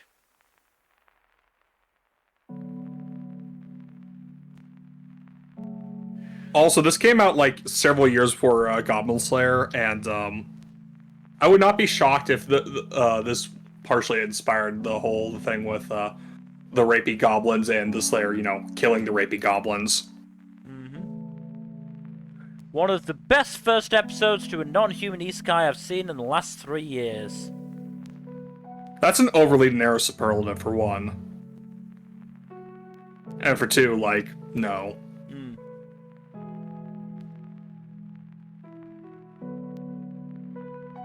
First Also, on the episode key is visual... First episode is a banger. A banger, you say? Dude. What's wrong with these people? Oh my god. They have no taste. Oh, finally, a comment that addresses the whole, goblin sex slave stuff with they rape woman humans. What? Wait, what? That is the comment. 4 words. They rape woman humans. Like, what? What's the order of operations in that sentence?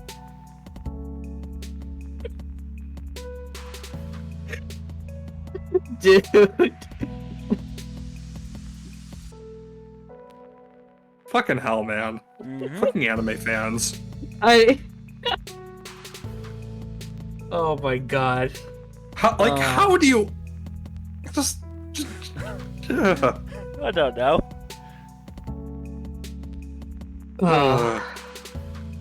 Yeah, this thing is absolute fucking garbage. Do not watch it. Alright. Noted. The worst part is, like, I could see, like, the concept of monsters growing and evolving and transforming as they get stronger is a really neat one. But this does not... This ain't it, Chief. This ain't it. Again, Slime does it better. We will get to that in a short while, too. Yeah. I low-key forgot how nice of a story this is for an isekai. Seeing Gobro being a leader for his clan of goblins who are incapable of hunting was really heartfelt to me. I don't know. I guess it's because all those goblins look so helpless. So I'm glad Bro is helping out all of them. Oh, that's so nice. Yeah. Mm-hmm. Literally completely avoids any mention of, you know, sex crimes. Nah, to be fair, the next paragraph, I feel bad for the human girls. Though it's clear that those girls have been used/raped in order for the goblins to keep reproducing, hence why the goblins have a humanoid appearance. I hope Gobro frees them. Okay. Most sane fan of this show. Yeah. Always has been a goblin's tradition to rape human women. Heh. I don't think that's really been a thing all that long. I think that's a pretty new genre thing. I would not be surprised if this was one of the things that popularized that. Because again, it fucking predates Goblin Slayer by like 5 years.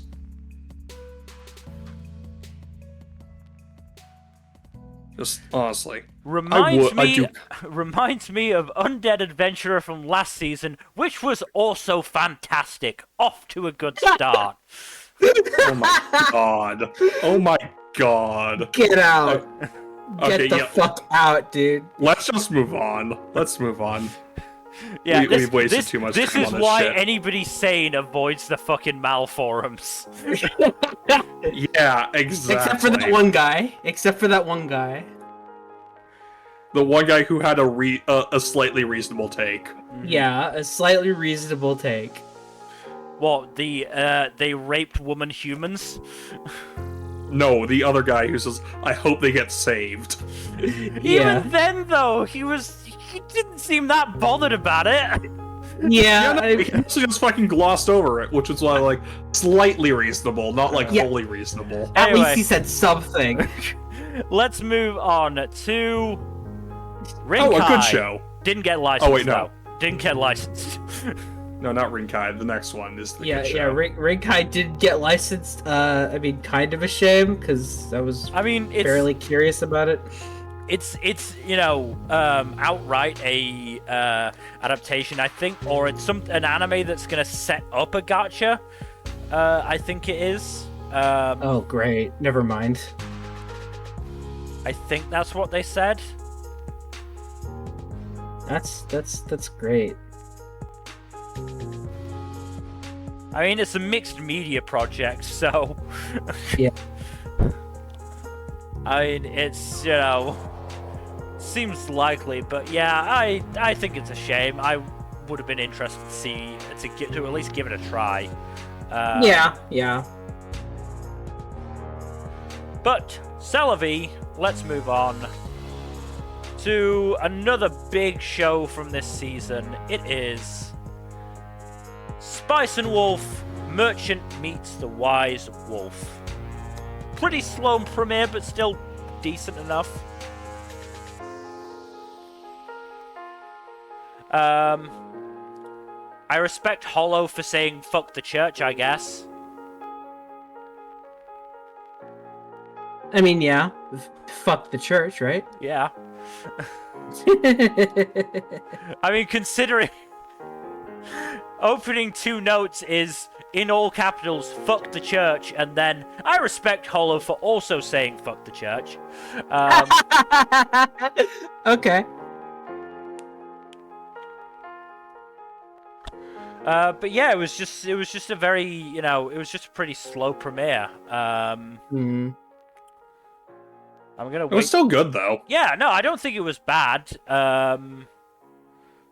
But I also don't think it really necessarily got across what Lawrence and Hollow's dynamic is gonna be going forward, beyond maybe those last couple of minutes. Yeah, it's a lot better in the second episode, I feel. Okay, that's good. It might still be one I try and watch dubbed. We'll see how the next episode or two, if it grips me. But Why'd you roll your R there? it's a semi-reference to Red Dwarf. Because I'm trying to say it in a... It's more the fact that the reference would be saying it in a Scouse accent, but I can't do a Scouse accent for gripped. So instead I just went to rolling my R for some reason. I don't fucking know, man. My brain doesn't work most of the time. But we will see whether it will grip me in those next 2 episodes. I said it felt very slow to me. I mean, it's 24 episodes, isn't it?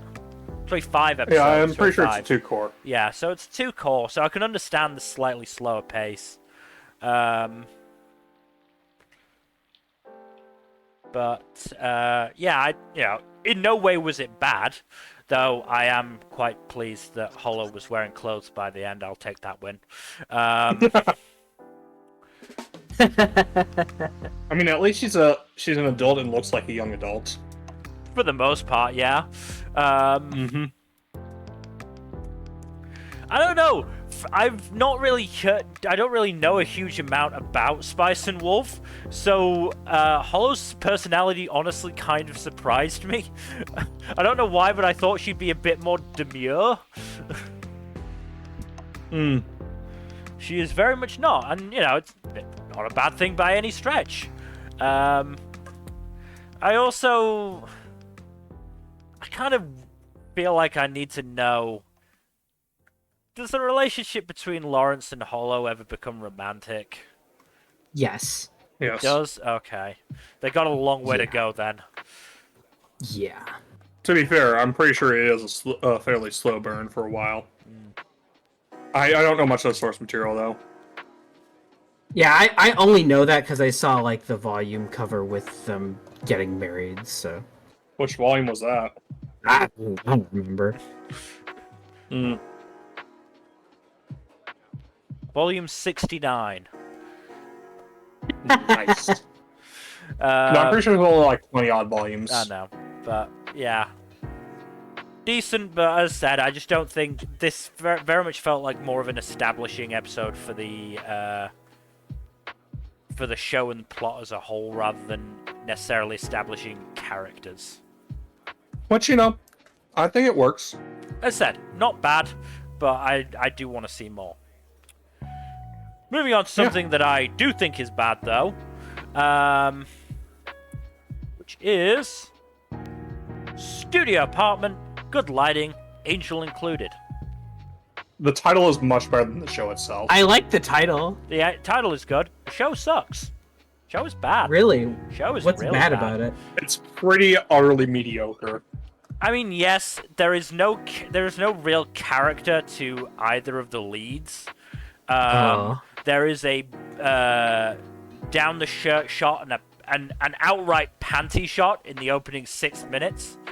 And the first proper interaction that the male protagonist Tokumitsu has with the female protagonist Toa is him covering her in his milk. What? He spills milk on her. Oh. That's what I meant by... Why'd you word it like that? That is what I was talking about earlier. God damn it, why did you word it like that? Because I could, and that's what the show wanted us to think.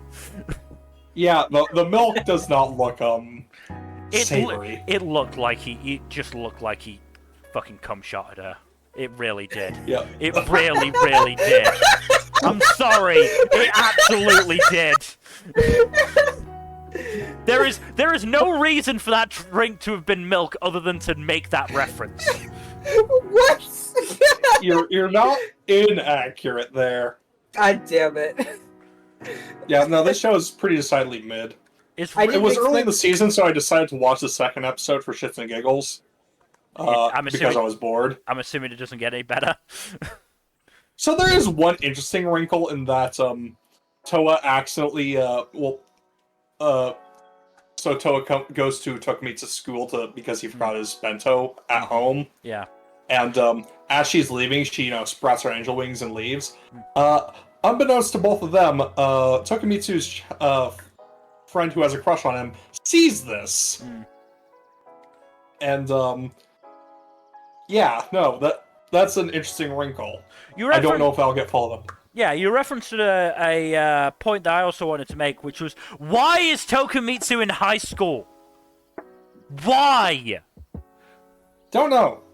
Maybe it's for shenanigans. Why could you not make him a fucking college student, for the love of God? Mill, it's the law of anime that 90% of shows have to take place in high school or at high school age. I know, but it just makes the show so much worse. Yes, you're correct. Oh, also, how old is Toa? Question is she mark. like an immortal angel? Question mark. Fucking course. Every other character has a given age. She has a question mark. Yeah, that annoys me because angels are like immortal. Generally speaking, in most lore, and usually really fucking old. Yeah. And the annoying thing is, like, I'm actually semi-interested in the fact that there is apparently a Yuki owner, a vampire, and a Kappa classmate. Or classmates, I should say.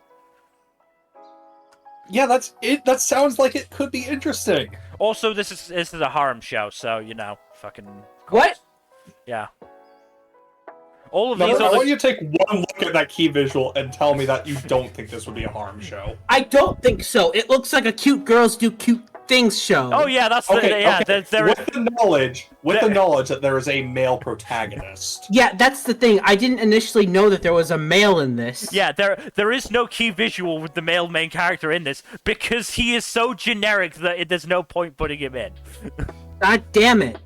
Also, blame anime feminists for this, but Toa's hair looks like a penis. Yep. Wait, you're right. If you look at her head from behind, it is almost exactly like what was it? Yue's penis hairdo from the last Airbender live action movie. Yeah. Yeah. Oh god.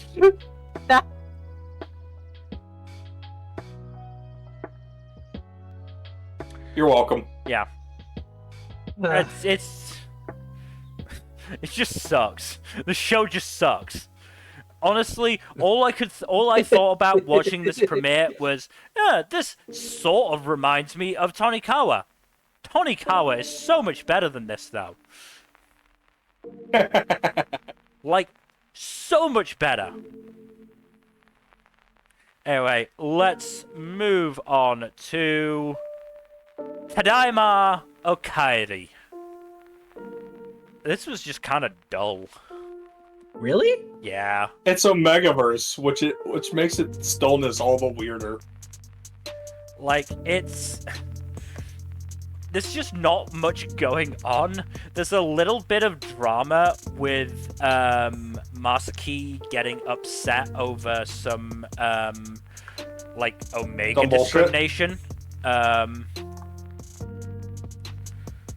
which I don't know. I don't know, like I don't know a huge amount about ABO stuff.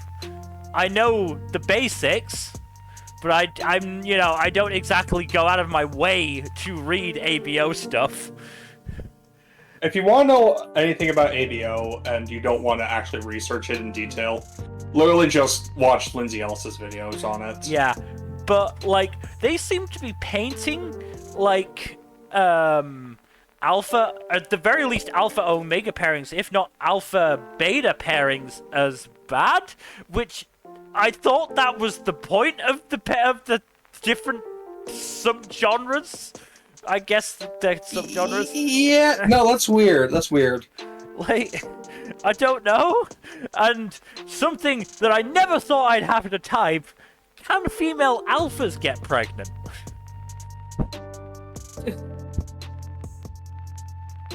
I don't know. I don't know either. I don't know. Also, I know I said I don't know a huge amount about ABO stuff, but Masaki the Omega has a sort of circle on the back of his neck, and I hate that I know what that is. Wait, what? Is that a hickey? That's where his alpha marked him as his. What? I don't. So a supernatural hickey. Yeah, yeah, I know that. I know that. Yep. Okay. Also, in the opening like 90 seconds, they show like some flowers in a vase, and they note that they got given to them by their female neighbor, and then said about the flowers, those details can go ignored in a male-orientated household. Huh? What a weirdly fucking like traditional genderist line to throw out 90 seconds into this gay ABO show. Yeah, that's really weird. Like, why? The other thing I will note is that I can definitely see the Satamiya touches from the director who was also the director on that. I can definitely see those, but yeah, the first episode was just kind of dull, and I just didn't really care. Also, the last name of this family is the Fujiyoshis. Oh my god! What? Oh my god! There's no way. Literally one syllable off. Yeah. From... Yeah, okay. I wanted to give this show because it's gay, and I was kind of intrigued by the ABO aspect.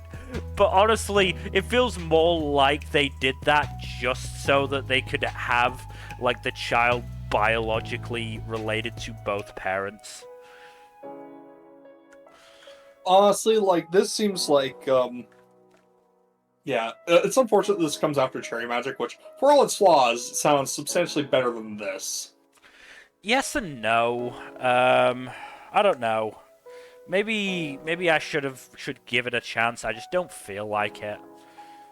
Like, maybe even if you... Maybe the writing in the show does get a bit more, impactful later on, but at this point, this was not a very engrossing premiere. Look, it can't be helped. Even if it hits all your genre markers, if it's boring, it's boring. Yeah. Like, just nothing went on, really. Like... But the kid is cute. The kid is fairly cute. Okay, I'm gonna quote a line from the Anifem review. Oh boy. Which was actually a quote, because the reviewer basically got their roommate to watch it with them. just because why not?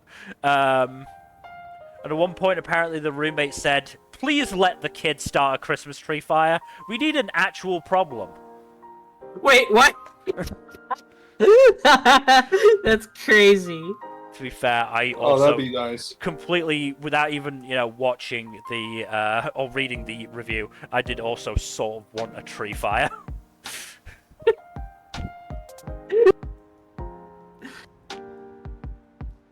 That's great. But yeah, there's just nothing to it at the moment. Maybe that'll change later down the line, but I'm just not interested enough to keep watching it. Yeah, that's fair. Understandable, honestly. Moving on to a show that did survive my high standards into the 3rd season, it is That Time I Got Reincarnated as a Slime Season 3.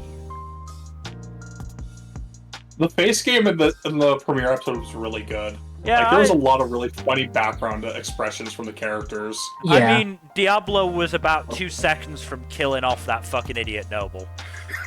Yeah, no, and everyone else was all like, "Please don't do it! Please don't do it! Oh shit! Oh shit!" I mean, I think that was probably the first smart decision Razan made in the show.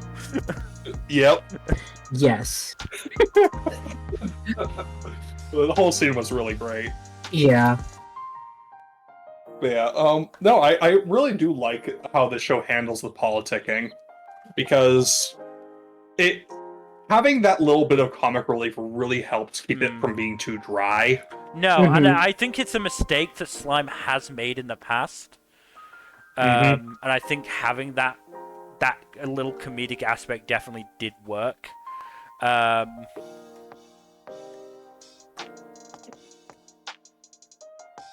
Most of this episode is like, and I mean, that's the thing. Set up and transition from the previous storyline. Yeah, but it was honestly engrossing, because it got to the end of the episode, I was like, oh, that was the entire episode. Cool. Okay. Yeah. Like, Yeah. I was surprised that that what I'd been watching did not feel as long as it was, which is honestly a good thing to say about a show. Like, it was one of the great things about Moriarty the Patriot, I remember, is every episode felt so fucking short. You'd be basically going, holy shit, the episode's ending here. Yeah. Yeah. I honestly had that same feeling with Slime, which is really nice, considering that it did have such a rocky start with me. Yeah. I also loved the gag of Veldora snitching on Rimuru's doings to Diablo in return for puddings, and so Rimuru going, "No puddings for you then." That was really great. And throughout the entire rest of the episode, Veldora just being in a slump, like, what am I gonna do now? I don't have my puddings. I don't feel like doing anything. To the point that it just annoys Rimuru enough to give in. Yeah, it's very funny.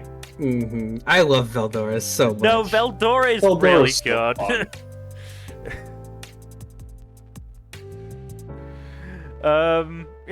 I liked the scene at the beginning with the dinner with Rimuru stopping Milim from drinking. That's also funny because Milim's fucking ancient, but she still looks young, so he was like reflexively keeping her from drinking. I also don't think he necessarily wanted to deal with a drunk Milim, so understandable, honestly. Yeah, I wouldn't want to deal with that either. Especially a Milim who has already stated that she enjoyed fighting Rimuru when Rimuru did not enjoy fighting her. I mean, I don't blame Rimuru for being, unhappy with fighting Milim. Meanwhile, Ramaris got to drink all she wanted and she did not handle it well. Yup.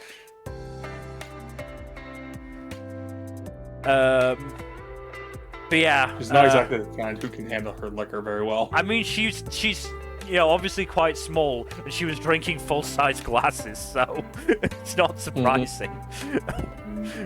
The glasses she was drinking from were about her size, so as big as her. So,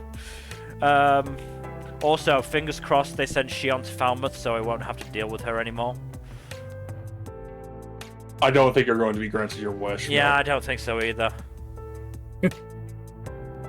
But yes, speaking of Falmouth, holy fuck, what did she do to those assholes? So that's definitely not something we saw last season. No, I think it happened off screen. Okay, at some I point. just wanted to check, because I've made that mistake with Slime before, at the start of Season 2, where I was bitching a lot about, oh, they're doing all this stuff, and they didn't even show us how it happened, and then somebody very quietly said to me, they did show it was in Season 1, and I'm like, I don't remember that! Yeah, no, My bad.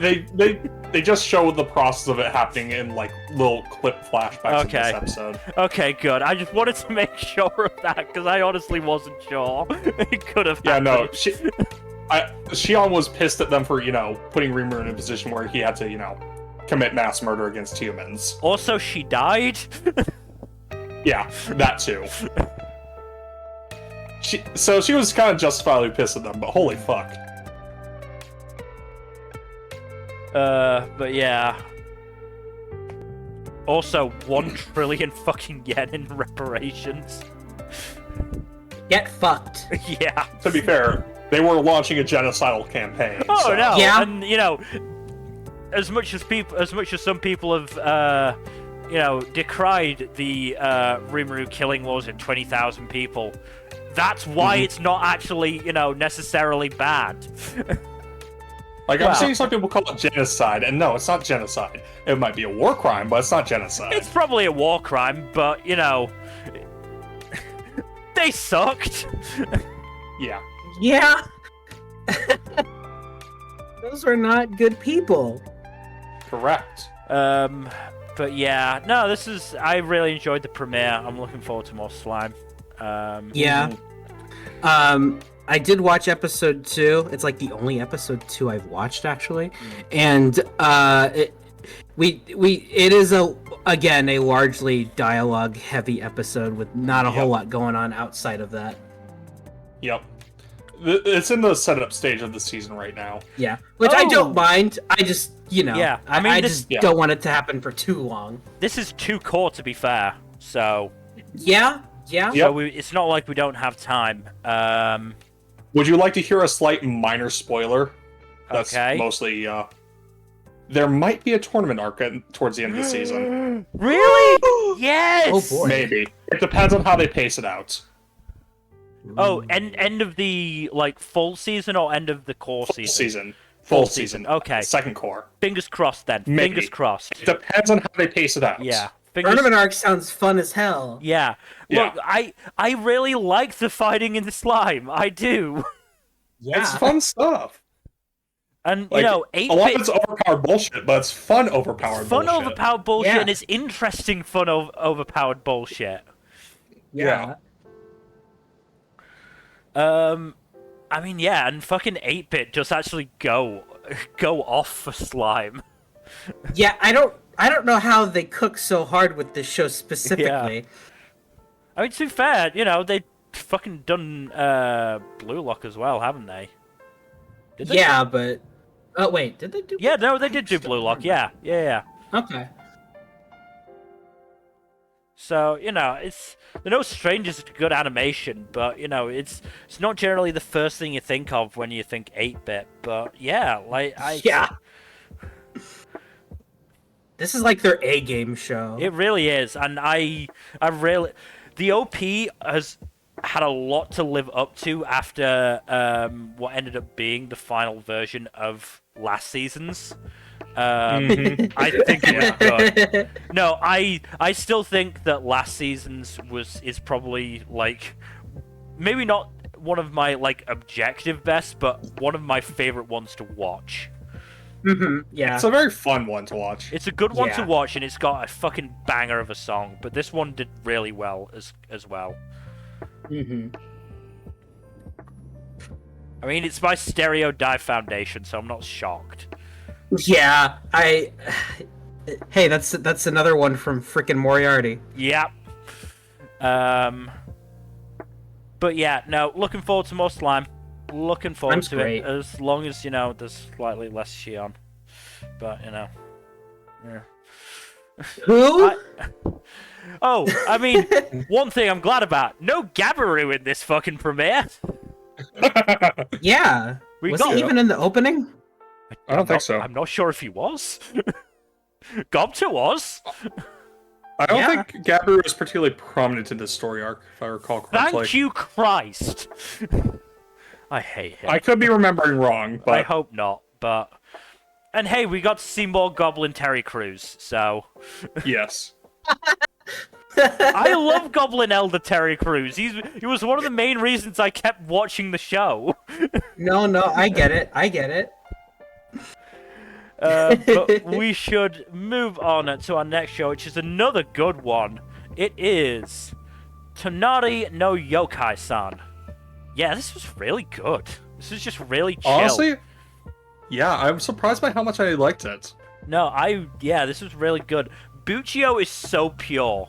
I love him. He is a delight. He is just this, like, polite, nervous, shy little Nekomata, and it's great. Mm-hmm. He is too pure for this world. Voiced by Yuki Kashi. Oh my god. But then we've got fucking Jiro the Tengu, who is just so chill. Yeah. Like, super chill dude. And then, like, this revealed that there might be this void thing that swallows people up and doesn't let them die properly. That was some mood whiplash. Yeah, that was a thing that happened. I also really liked that they did actually explain why Buccio was able to do stuff like use scissors, pens, and, you know, like hold a mug properly, by saying that he was subconsciously transforming his hands to be able to do that. Like, that's a really pretty neat. That's a nice little touch.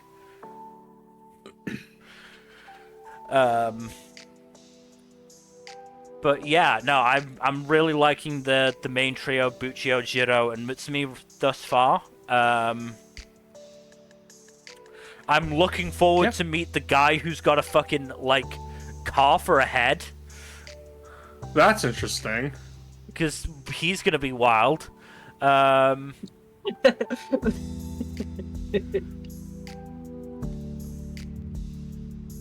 was also quite pleased to learn that Mutsumi is voiced by Asaki Yuikawa, who is voicing Tokiyuki in the Elusive Samurai adaptation. Oh, neat. Do we know when that's coming out? Is that coming out next Summer. season? Yeah, summer. Nice. So, looking Oh, forward... so we're getting a Jump adaptation every single season this year. I think so, yeah. We're getting 2 this season. Technically, if you count Kaiju No.8. Let's just look at fall. Yeah, Blue Box is in fall, so... Yep. And last season, I believe... What did we have last season? Oh, I think that was just the second core of Undead Unlock. Second season of Mashal as well. Right. Also meh. Yeah, 2 mess. I mean, yeah, so. two series that I could not give less of a shit about. Yeah. I mean, technically every season has a Shonen Jump adaptation in it, as long as One Piece is still going. True. That's true. But like, we're talking new premieres. Yeah, fair. But yeah, no, Tonari no Youkai-san is really good. Really, really good. Really nice show.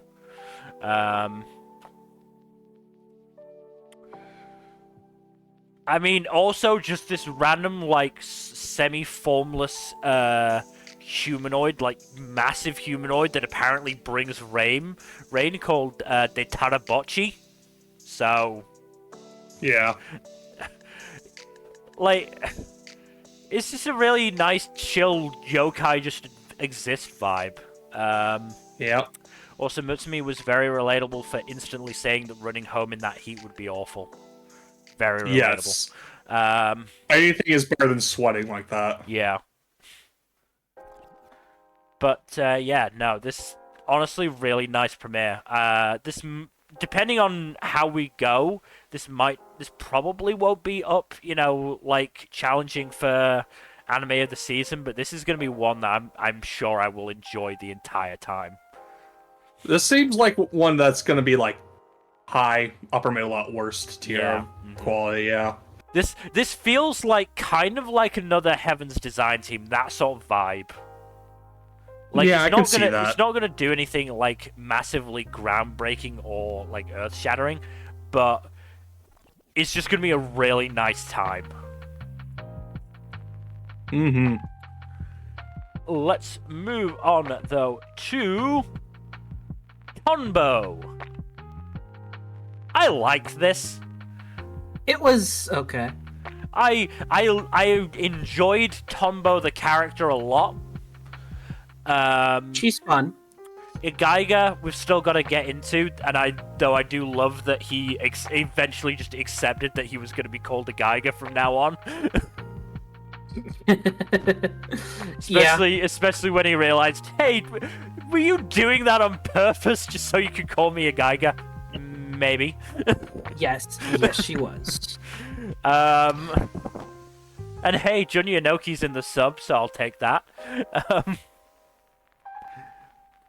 As a dude who, thought about safety first, because while he was driving, he stopped the car before he made googly eyes at the pretty lady. That's just good car safety.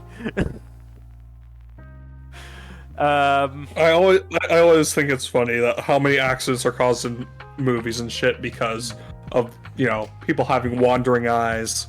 Yeah, no, that man brought the car to a dead stop. Good. But yeah, again, fairly chill, not a huge amount happening, mostly just establishing stuff. Igaiga clearly has some, dark past in golf, but was he in the golf mafia? I don't think so. I think it's just that he got bored. Maybe he just got washed out. I don't know. We'll see. Yeah. Look, you referenced Birdie Wing earlier. I had to bring it back. No, that's fair. This is definitely no Birdie Wing though, in terms of just just the energy of the show. Yeah, it's this is a lot more chill. This is definitely more approaching a traditional golf show or traditional sports golf show. Yeah. Rather than the more over-the-top nature of Birdie Wing. But, me personally, I don't think that's bad. I quite like the more grounded takes on sports shows, so I'm definitely interested to see where this goes.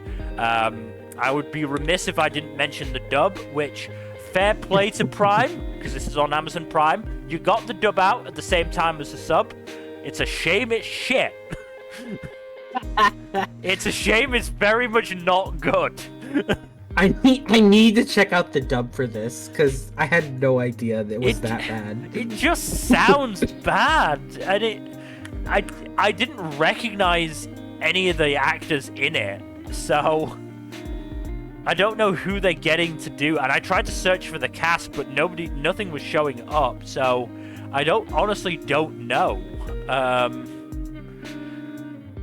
I heard that it might have actually been done by the Southeast Asian licensor, and that's why some of the sentence and word choices were weird.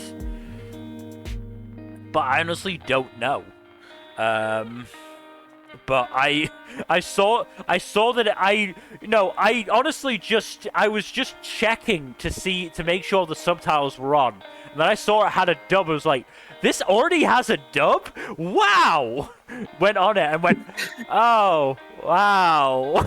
So that's how it already has a dub. Yeah. Yay. And then about 5 minutes in, I switched over to the sub. I also liked the gag of Tombo being the only student in her class. Yeah, that's wow. Especially just the excitement that the teacher also had for it as well. Because Tombo's been pushing that whole, let's do roll call gag for, her entire time there. The fact that he's not tired of it yet says good things about him. It's a joke that never gets old. Yeah, but yeah, I like this. I definitely going to be something I keep watching for the time being. I'll give it a few episodes. I wasn't like crazy about it. It's all right. It's decent. But we'll see. I am a little bit amazed that those guys, the Islanders, just managed to build that whole ass freaking golf course somehow. Yeah. How? Yeah. They just got together and decided to do that. Mm-hmm. Because there's like literally nothing else to do on that fucking island. I think I did say, I'm not entirely surprised Tombo took up golf. There isn't a huge amount to do otherwise. Yeah, it seems like there's literally nothing on that island. Did I hear right? And there was like literally only one store? I think, yeah, and it's open 3 hours a day.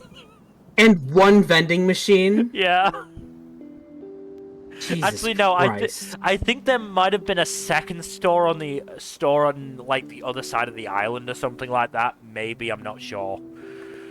Either way, there are very few. There's very few stores and they're not open very long. Yeah, I guess that's why Igaiga's there, so that he can actually help develop that place into a place that isn't Well, it's clear he just wanted to get away from civilization more than anything else. Well, that too. I mean, I'm sure he did something horrible as a professional golfer. He probably like killed someone or something. Yeah. He watched Birdie Wing and got carried away. Yeah. Tombo's grandpa does seem to dislike Igaiga, which is going to be interesting. Yeah, I'm curious about what his deal is. Yeah. The grandpa and Igaiga as well. Yeah. But yeah, he's pretty much like staring daggers at him the whole time. Yeah. But yeah, let's move on to the final show that did not get licensed. It is Touken Rambu Kai Kyoden Moyoru Hanoji. I'm not shocked this didn't get licensed, to be honest. It's 8 episodes based on a stage play. That the stage play itself, I believe, is based on another stage play. Wait, what? The stage play adaptation of a stage play? So I googled the stage play to see if I could, because there's no proper summary for the anime. It just says anime adaptation of the stage play Touken Rambu Kyoden Moyu, the name of the fucking show. Right. So I googled it to see if I could get a summary. I do have a summary. 4 swordsmen with Demon King Oda Nobunaga as their former lord. They decide to go to the transformation of Hanoji Temple, where Nobunaga is assassinated. What is the history they protect beyond the conflict? This is the story of the beginning of a revolving history. Huh. Oh no, this is the anime. Wait. No. What? Okay, no, this is the page for the anime, which is based on the stage play Apocrypha Hanoji Temple Ablaze. Okay, okay, you're losing me here. What? Okay, I fucked it up. I was only Touken Rambu Kai Kyoden Moryu. I can't say that word. The name of the fucking anime page on the Touken Rambu wiki, which I thought was the stage play, but no, it's the anime. Okay. And so that's why I said I thought the stage play was based on another stage play, but it's not. I see.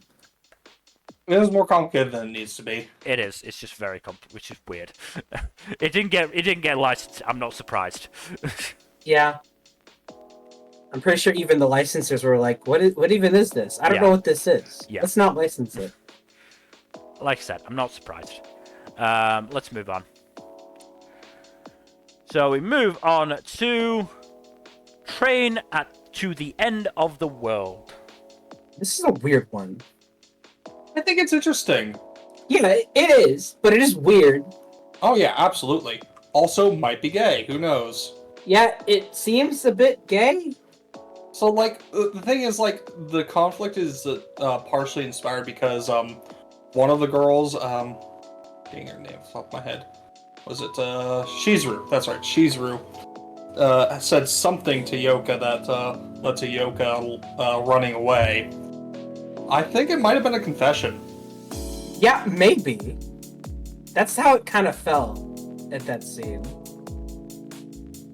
Yeah, it would be very interesting if that's the case.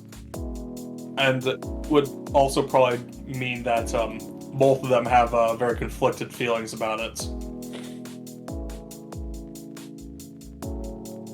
Yeah, no, the world building is weird. Also, the show does a great job of establishing the culprits of the horrific disaster.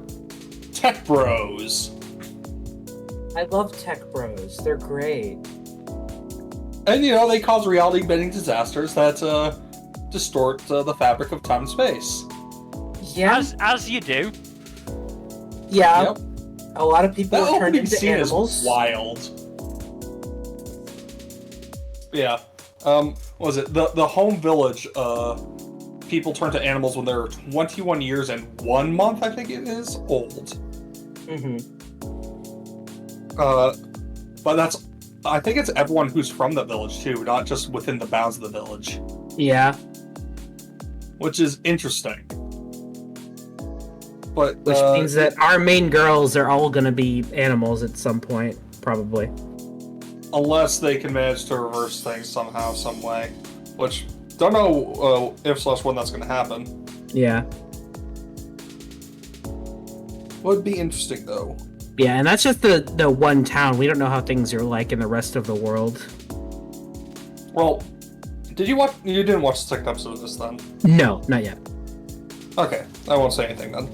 Yeah. The joy of originals is that you have no idea where you're going to go. Yeah, that's the thing. This is another The joy of original. originals is also not knowing where you're going to go with this. Yeah. Yeah, this could go anywhere. This could be a garbage fire, or it could be actually incredible. I don't know. But Right now, it's one of the more promising premieres of the season, I do think. But yeah, I'm inclined to agree. I'm enjoying it, at least based on the first episode. But we got to see where it goes, because this is, like I said, it's another weird one. Mm-hmm. So I think if I was gonna pick up any shows, it would probably be this and Bartender. Yeah, those are good ones to pick up. At least Yeah. from the ones you've told me you haven't watched. Yeah, those are the ones I would recommend among the ones you aren't already watching. Yeah. Yeah. Because you're already watching most of the good ones anyways. Yeah. As it turns out, you have a better bullshit detector than Nmbr or I do. When I get my list, I usually I'm like, all right, this looks like garbage. I'll just accept my fate and experience garbage to remind You myself could- what good things And we are. appreciate You you can for it. ask to 'Cause trade. Look, I could have traded, but you know what? It's fine. Someone has to watch it. It may as well be me. I would have taken one or two of the shows off your list, you know. I know. Look, you I- watch enough garbage as it is. You don't need That to is suffer. true. I probably That is wouldn't true. have I do taken watch those that. shows. No, you wouldn't have, because you have taste. Yeah. See, you know what, Mel? I respect that. That's okay. I would never push some of this garbage on you.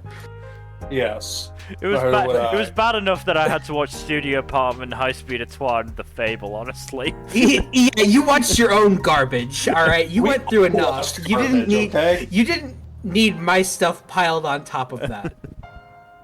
Look, all of us were saddled with at least some garbage this season. I think I'm happy that it's this just show turned out well. Yeah. I wouldn't want to submit either of you to God's game we play. God. God.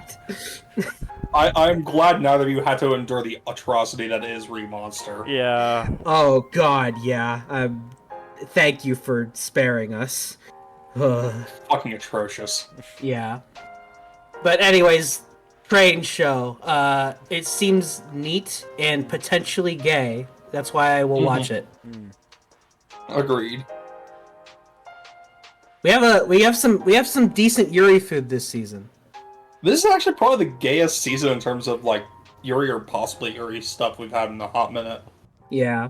Oh no. What? As of April 8th, only stuff for episode 4 has been finished, or up to episode 4. Oh, that's rough. That's not great. Uh-oh. On the other end of the spectrum, Jellyfish has already completed all 12 episodes. Yeah, that's that's good. That's I'm great. glad. Yeah. I hope this one's production doesn't collapse, though. It's not looking good. Yeah.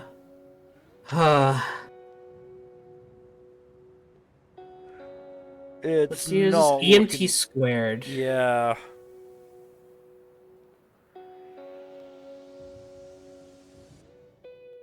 Well, to be fair, it isn't like it's uncommon for studios to not be finished with the whole season when they go to when they start airing. The issue is whether or not there will be delays because of it. Yeah. Which, let's hope that these guys aren't gonna struggle as much as, others have in recent times, but we'll see. I'm hoping that it doesn't. The production doesn't turn to, a train wreck. Haha, bonus. But, yeah. Fingers crossed. Alright. We'll probably move on, though. Yeah. Let's move on to... Yeah, just making sure.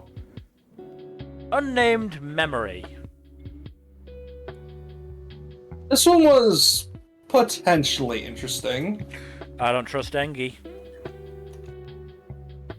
I don't think it's the studio itself that you should be distrustful of. There's no real fan service in this. I still don't trust Engi. I don't entirely blame you. The premise is interesting.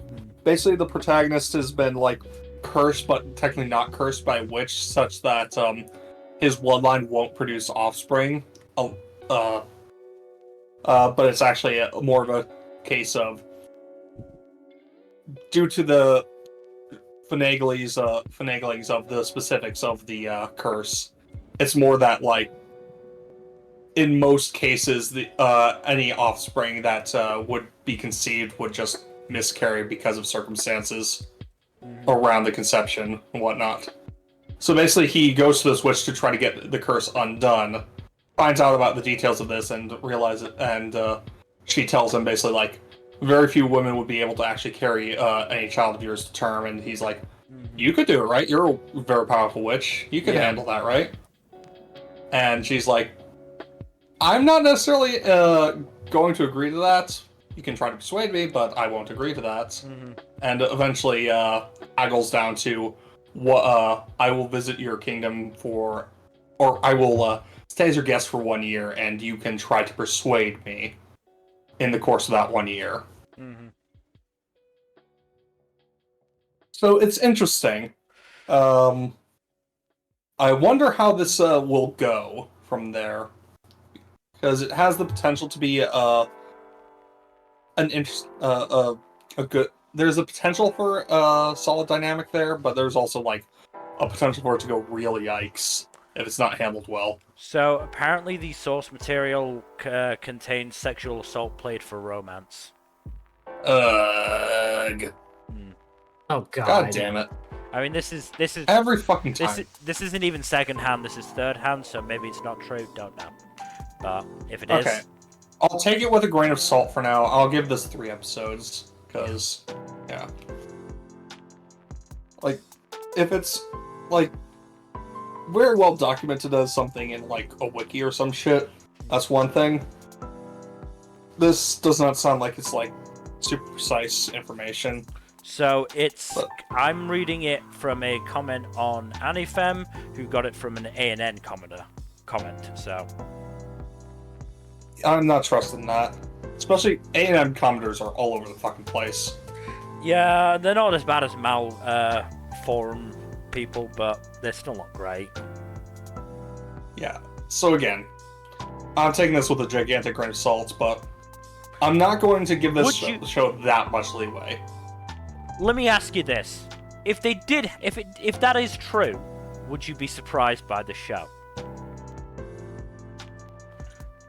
It's hard to say because the male lead is pretty I wouldn't say rather boring, but he's how would you react to it? Would it be oh come on, you were just getting good show, or yeah, that seems about the show speed? probably more the former than the latter. Fair. Alright, fair. As I said, I don't trust Enki, so I wouldn't be surprised at all. Mm-hmm. I don't blame you. It wouldn't surprise me if they added more sexual assault in, to be brutally honest. Again, I will give the show the benefit of the doubt because I don't have any firm information on where it will go. Apparently, this is set to adapt half of the light novel series, which is only 6 light novels. Yeah. So that could be interesting, but again, we'll see where it goes. If it does go down that route that you mentioned, then I'm going to drop it immediately. Drop it like it's hot. Well, I would not drop it like it's hot because it would not be hot. It would be incredibly shitty instead. Anyway, we should probably move on to our next show, which is Vampire Dormitory. You ever wanted to watch Oren but with vampires? Apparently not, because this was very boring. I mean, Oren with vampires, but not even as good. No, not even. It wasn't weak. Nowhere close. It's not very good. No. I mean, first things first. The guy who owned the ramen shop, he was upset that he was getting customers because they were female and not male. The fuck? Sure. I don't get that. Yeah. Take the customers, my dude. Yeah, that's pretty weird and doesn't make much sense. Also, Bill, I gotta ask, did you expect the quote unquote twist with the protagonist? Oh, I knew about the twist already. Okay. I mean, when you cast Ichinose as your protagonist, yeah, you expect... It's kind of obvious that's a young woman. I'm sorry, but... I mean, what I didn't expect is the fact that she's wearing a fucking wig. Yeah, wait, that was so crazy. She's wearing a bright red wig, and she takes it off to reveal bright red hair. Like, what? Why wear a wig? Why can't you just have a girl with short hair? Yeah. I also thought I was safe from big anime boobs, but she's clearly wearing a binder or, like, rapping, so I don't think I am. I don't think No, you will never be safe from big anime boobs. Well, yeah. I'm not watching fucking Mysterious Disappearances, so I'm at least safe from that. Yeah, but, yeah, it's like, at first I'm like, that's supposed to be a young man? I mean...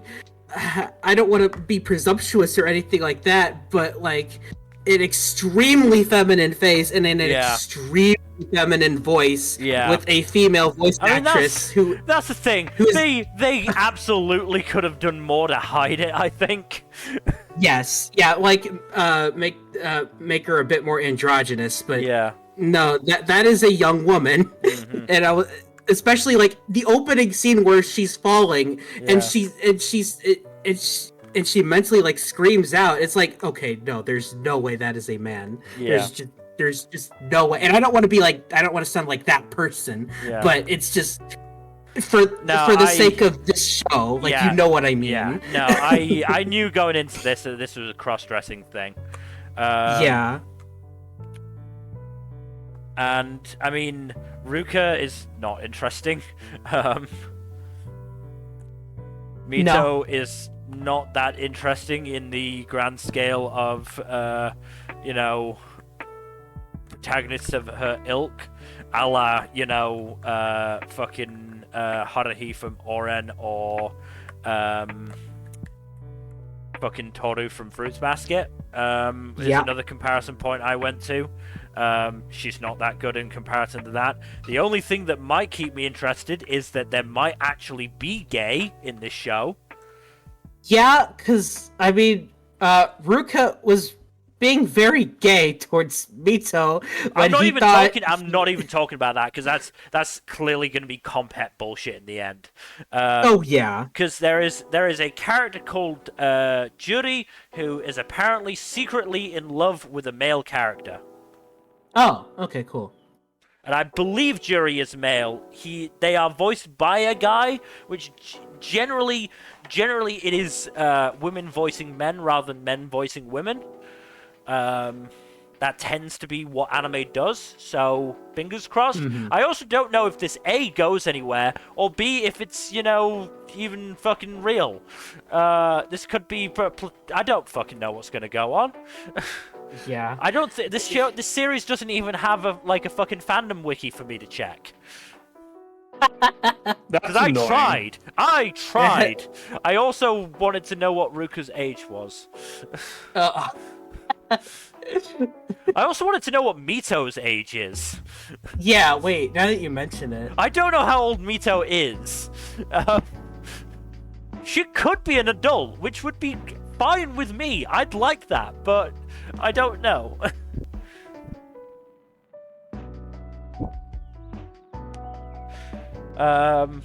But yeah, this is one I'm going to give 3 episodes to. I doubt it's gonna make it past 3 episodes. Yeah, I can't watch more. It was hard for me to get through just one personally. Yeah. Like I said, it's I want to give it 3 episodes because I do actually like the idea of the premise, and I want to see if they can turn it into something interesting. I keep going back mentally just to that last scene where she's taking off the wig. Yeah. It's like, how did you hide all of that hair in there? How? That killed the show for me quite a bit, because that is so bad. That is so bad. What? It's like, what? Why can't you just have short hair? Yeah. It's like, what?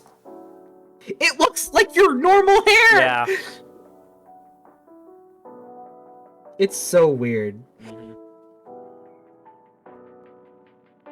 But yeah, yeah.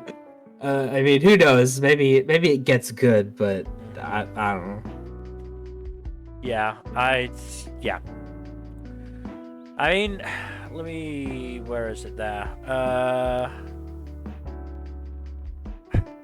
I was hoping this was old, but it started in 2018. Oh.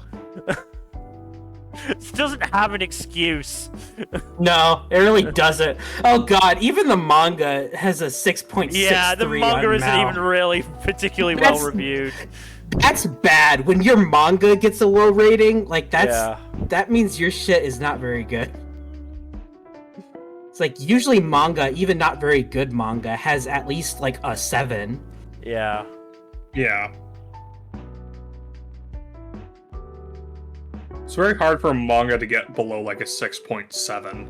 Yeah.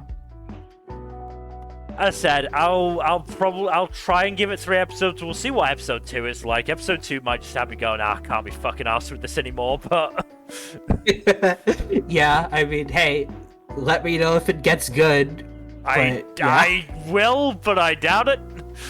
I mean, I've seen shows with worse openers that turned out to be pretty great, so you never know. Also a good point. Sometimes good series do put their worst foot forward. Yeah. Yeah, for whatever reason. Let's move on to a show, though, that I doubt did this. Viral Hit. How bad was this? Okay.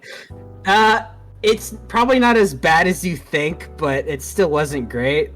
I mean, the entire show is just like there's this nerdy kid who gets bullied a lot at school, and the bullies are like they're really into YouTubing and shit like that and streaming, and one of the bullies like there is a bully that wants to like start doing that as well, so he breaks into his house basically and just forces him to let him use his computer and camera and shit to start streaming. But then, Nerdy Boy snaps and then they have a big fight, and then that fight was caught on stream and then it gets really big, and then the bully's like, shit, we could have something here, and then let's make content about you beating up bullies or something like that. So yeah, that's pretty much the core premise there. Yeah. It's not awful, but what really turns me off is like a lot of the like facial expressions in this are very ugly bastard like, if you know what I mean. Ugh.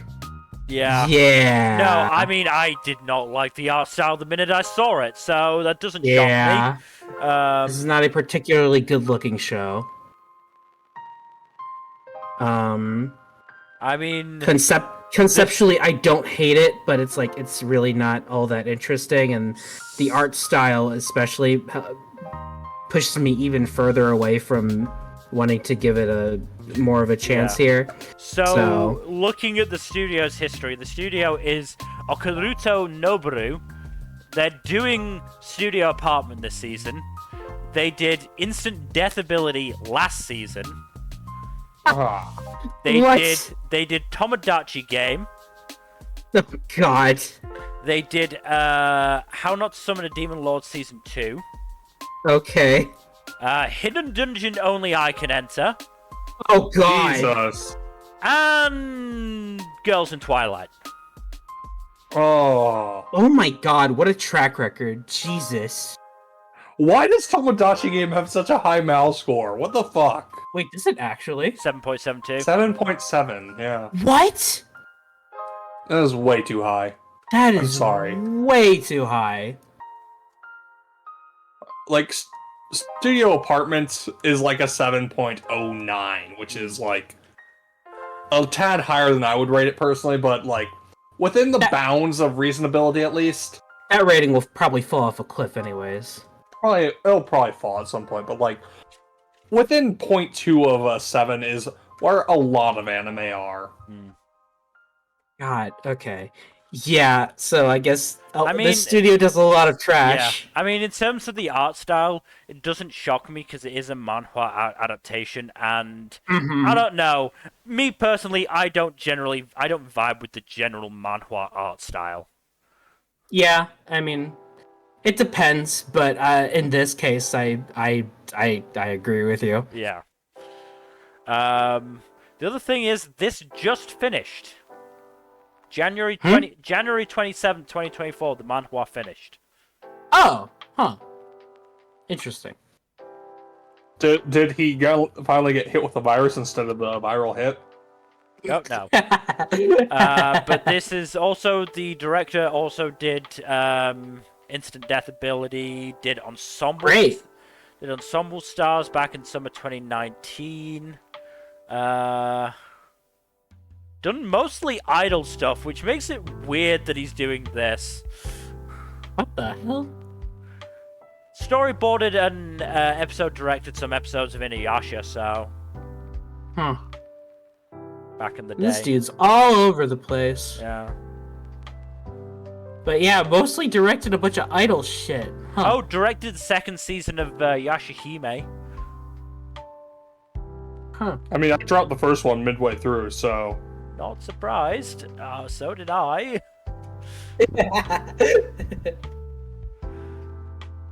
I mean, apparently you've got a guy with a chicken head to look forward to. Voiced by Assuming you're going to watch more than the first episode. Voiced by Tomokazu Sugida. Okay. Look, we've already had a much better bird head character. Yeah. I'm not gonna make you watch this because I thought it sucked from the day one. So. Yeah. I mean, I'm not watching more, but I mean, nice to know that Chicken Head has a good voice at least. Yuichi Nakamura's apparently in it as well. So. Ooh. Yuichi Nakamura is fun. Yeah. Let's move on though. Yeah. Let's just move on. What else are we gonna say about the show? Yeah.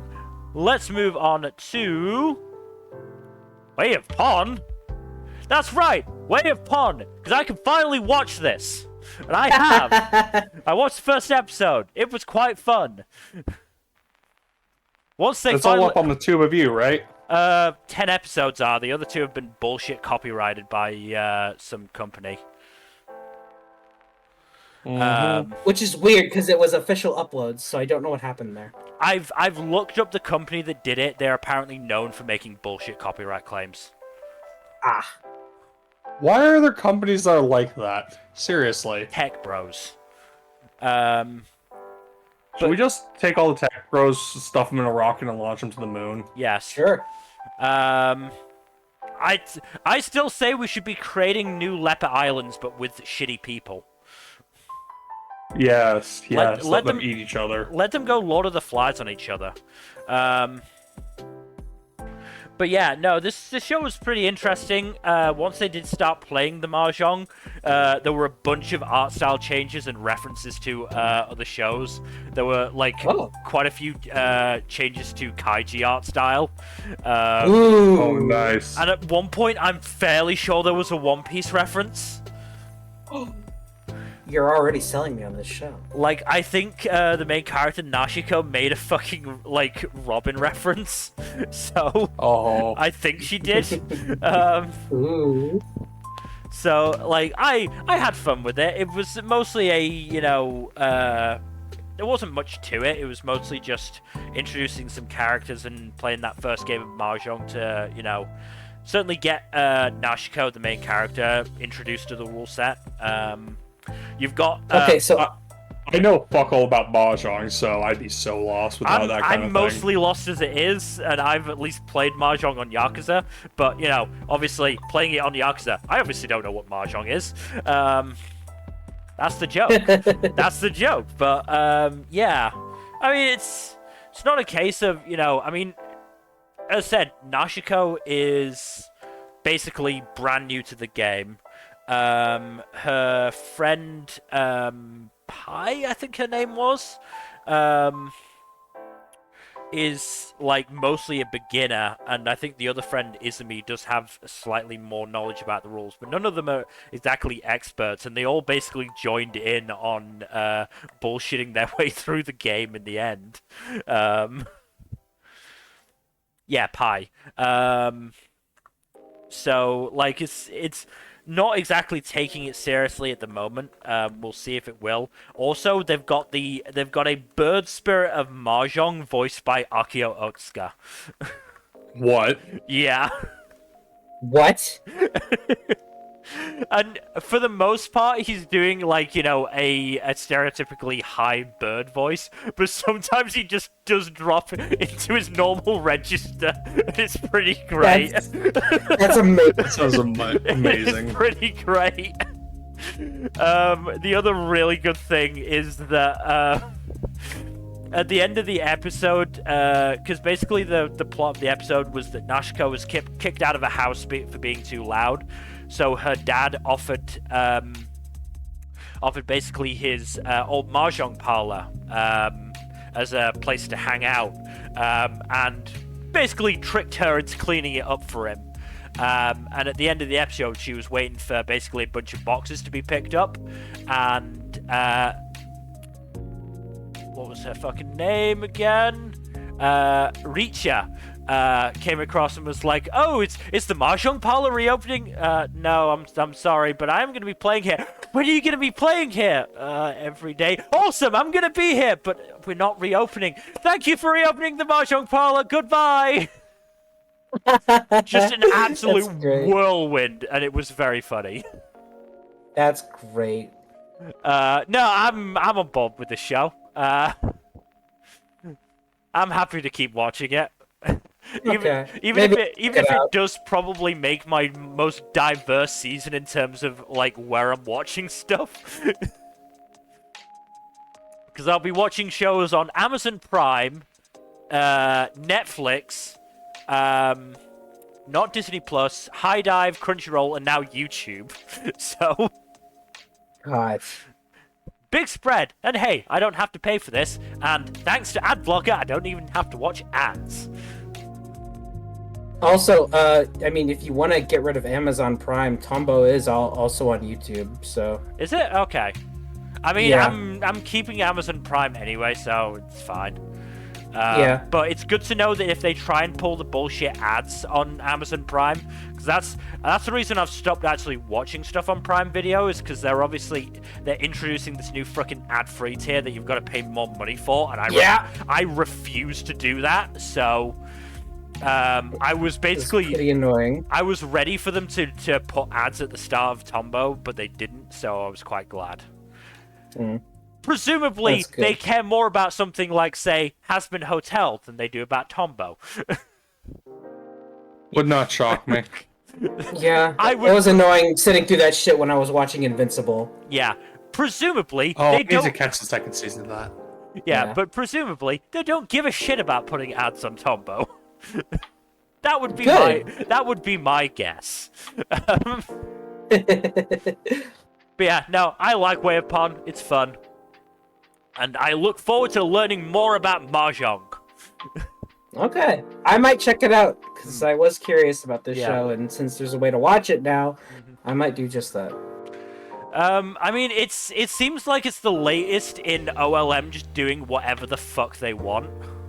Yeah. Because OLM are also doing Tombo. Wait. Huh. Huh. They're Wait, just, what the hell? they're just like, what the fuck? Why not? Why don't we do this? Okay, now I'm confused. OLM, what the hell are you doing? OLM also did what was it? Delusional Monthly Magazine. They did do that. They're just Oh my doing God. crazy shit. I mean, as long as they're having fun. Yeah, I don't mind. Go for it, OLM. If you bring me stuff like, Way of Pon, Tombo, more mix, I'd love more mix. I'm not gonna stop you from doing the crazy shit you want to do. It just feels wild. Yeah. But yeah, let's move on to one of the probably more anticipated shows of the season. It is Whisper Me a Love Song. This show is so good. Himari is a himbo. Yes. Yep. Kinda. Yeah. Yeah. She has that dumbass Riz. I mean, I'm just gonna quote from my notes. I wonder if Himari does actually have a crush on Yori and she's just dumb. Yeah. I mean, that's definitely a possibility. Yeah, I mean, I'm kind of getting that vibe based on the first episode. She talks a lot about how pretty Yori is. Yeah, she's so pretty. Also, her voice is really good, but she's so pretty. I'm like, okay. I also reread the summary just before watching the episode, and I did actually get a little worried about how it would be done, but Himari just really badly wording it to the point where Yori quite understandably misunderstood. Yeah, that was well done. I'll take that. Yeah, Yeah. And it Himari's helps- an idiot, and Yori did nothing wrong. Yeah, exactly. Exactly. Like, It super helps that Himari is a dumbass. Yeah, no, exactly. Because, I mean, just reading the summary, I just worried that it was a case of Himari did think she was in love with Yori, and then realized she was in love with her music, and Yori tried to get her to actually fall in love with her, and I thought that was a bit, could have been a bit iffy. But no, the fact that Himari never thought that she was in love with Yori, she always considered herself just in love with Yori's music, and just horrifically worded it. Yeah, no, that's good. That is good. Yeah. Just I do love how Yori just becomes absolutely smitten with with Himari's adorable dumbassery. oh yeah, no, instantly. She has like big golden retriever energy. And Yes. Yori is clearly into cute stuff by the fact that she got bribed by a kitty pouch. Yes. Yes. I love how she with Himari, she tries to play off as the cool character as well. Yeah. That's But kind of she's an great. absolute dork Yeah. on the inside. That's Also, I so love her friends good. roasting her for it. Oh yeah, Yes. I knew the instant that I realized that this was how it was going. It was just like, this is not going to go well for Yori because her friends are going to absolutely rip the shit out of her for this. That's all good. That's all good-hearted ribbing. Oh of no, course, no, but it's still very absolutely. fun. There's no mean-spiritedness to it, and I love her friends. Yes. Yeah. I Their friends are love very rich bitch Mari. Yes. And of course, Mari's girlfriend. Yeah. Carrie is also Like- great. Aki is also great. Miki is also great. I loved all of the characters introduced, frankly. Yeah. As a reader of the manga, this is a great adaptation. I Yeah. am very happy with it. Good. I'm glad because obviously, the last big Yuri adaptation that you were into was I'm in love with the villainess, and that didn't go well. It was a lot worse of an adaptation, unfortunately. Yeah. But I mean, this, I bought the first 3 volumes on the spot, so I mean that tells you how good this adaptation is. Yeah. Yeah. No, I definitely really enjoyed this. The music was also really good. Shocker, Seto Asami is good at singing. Yeah, of course. And also she does she's good at playing both dorks and cool beauty. So it works out really well that she's playing a character who's both. Lots of good voices in the cast, though. No, the cast is really good. I mean, as I said, Seto Asami, Chika Ansai, Aoikoga, Reina Ueda, among others. Aoikoga. I mentioned Aoikoga, I think. Oh, sorry. I think I did. My brain must have skipped that. It's fine, but you've got me wondering if my brain skipped over that, because I specifically, I know I read Aoikoga's name, but then I was thinking, did I say it? I just had a brain fart. You're right. Anyways, happy to have more Aoikoga. Did I say the name in my head without saying it out loud? No, you said it. You definitely said it. No, my brain just short-circuited. No, it's a good voice cast. I am very happy with the adaptation, and this is an easy top 5 of the season. I'm definitely. You're gonna have a hard time. Yeah. I am shameless Yuri trash, and I am happy. Yep. Good Yuri is good Yuri. Yeah, I'm Yuri trash enough to be into this Yuri. Yeah. Yep. Yeah. I mean, this is also the most explicitly Yuri series of the season. Oh no, absolutely. Which is good. Which is good because we have one that may or may not be explicitly Yuri, and one that might also be that. But if it is that, it's not going to get there anytime soon. Yeah. So. And then there's a couple subtext shows which are you know never going to go all the way. Which kill me inside, but I will watch them anyways because I have to.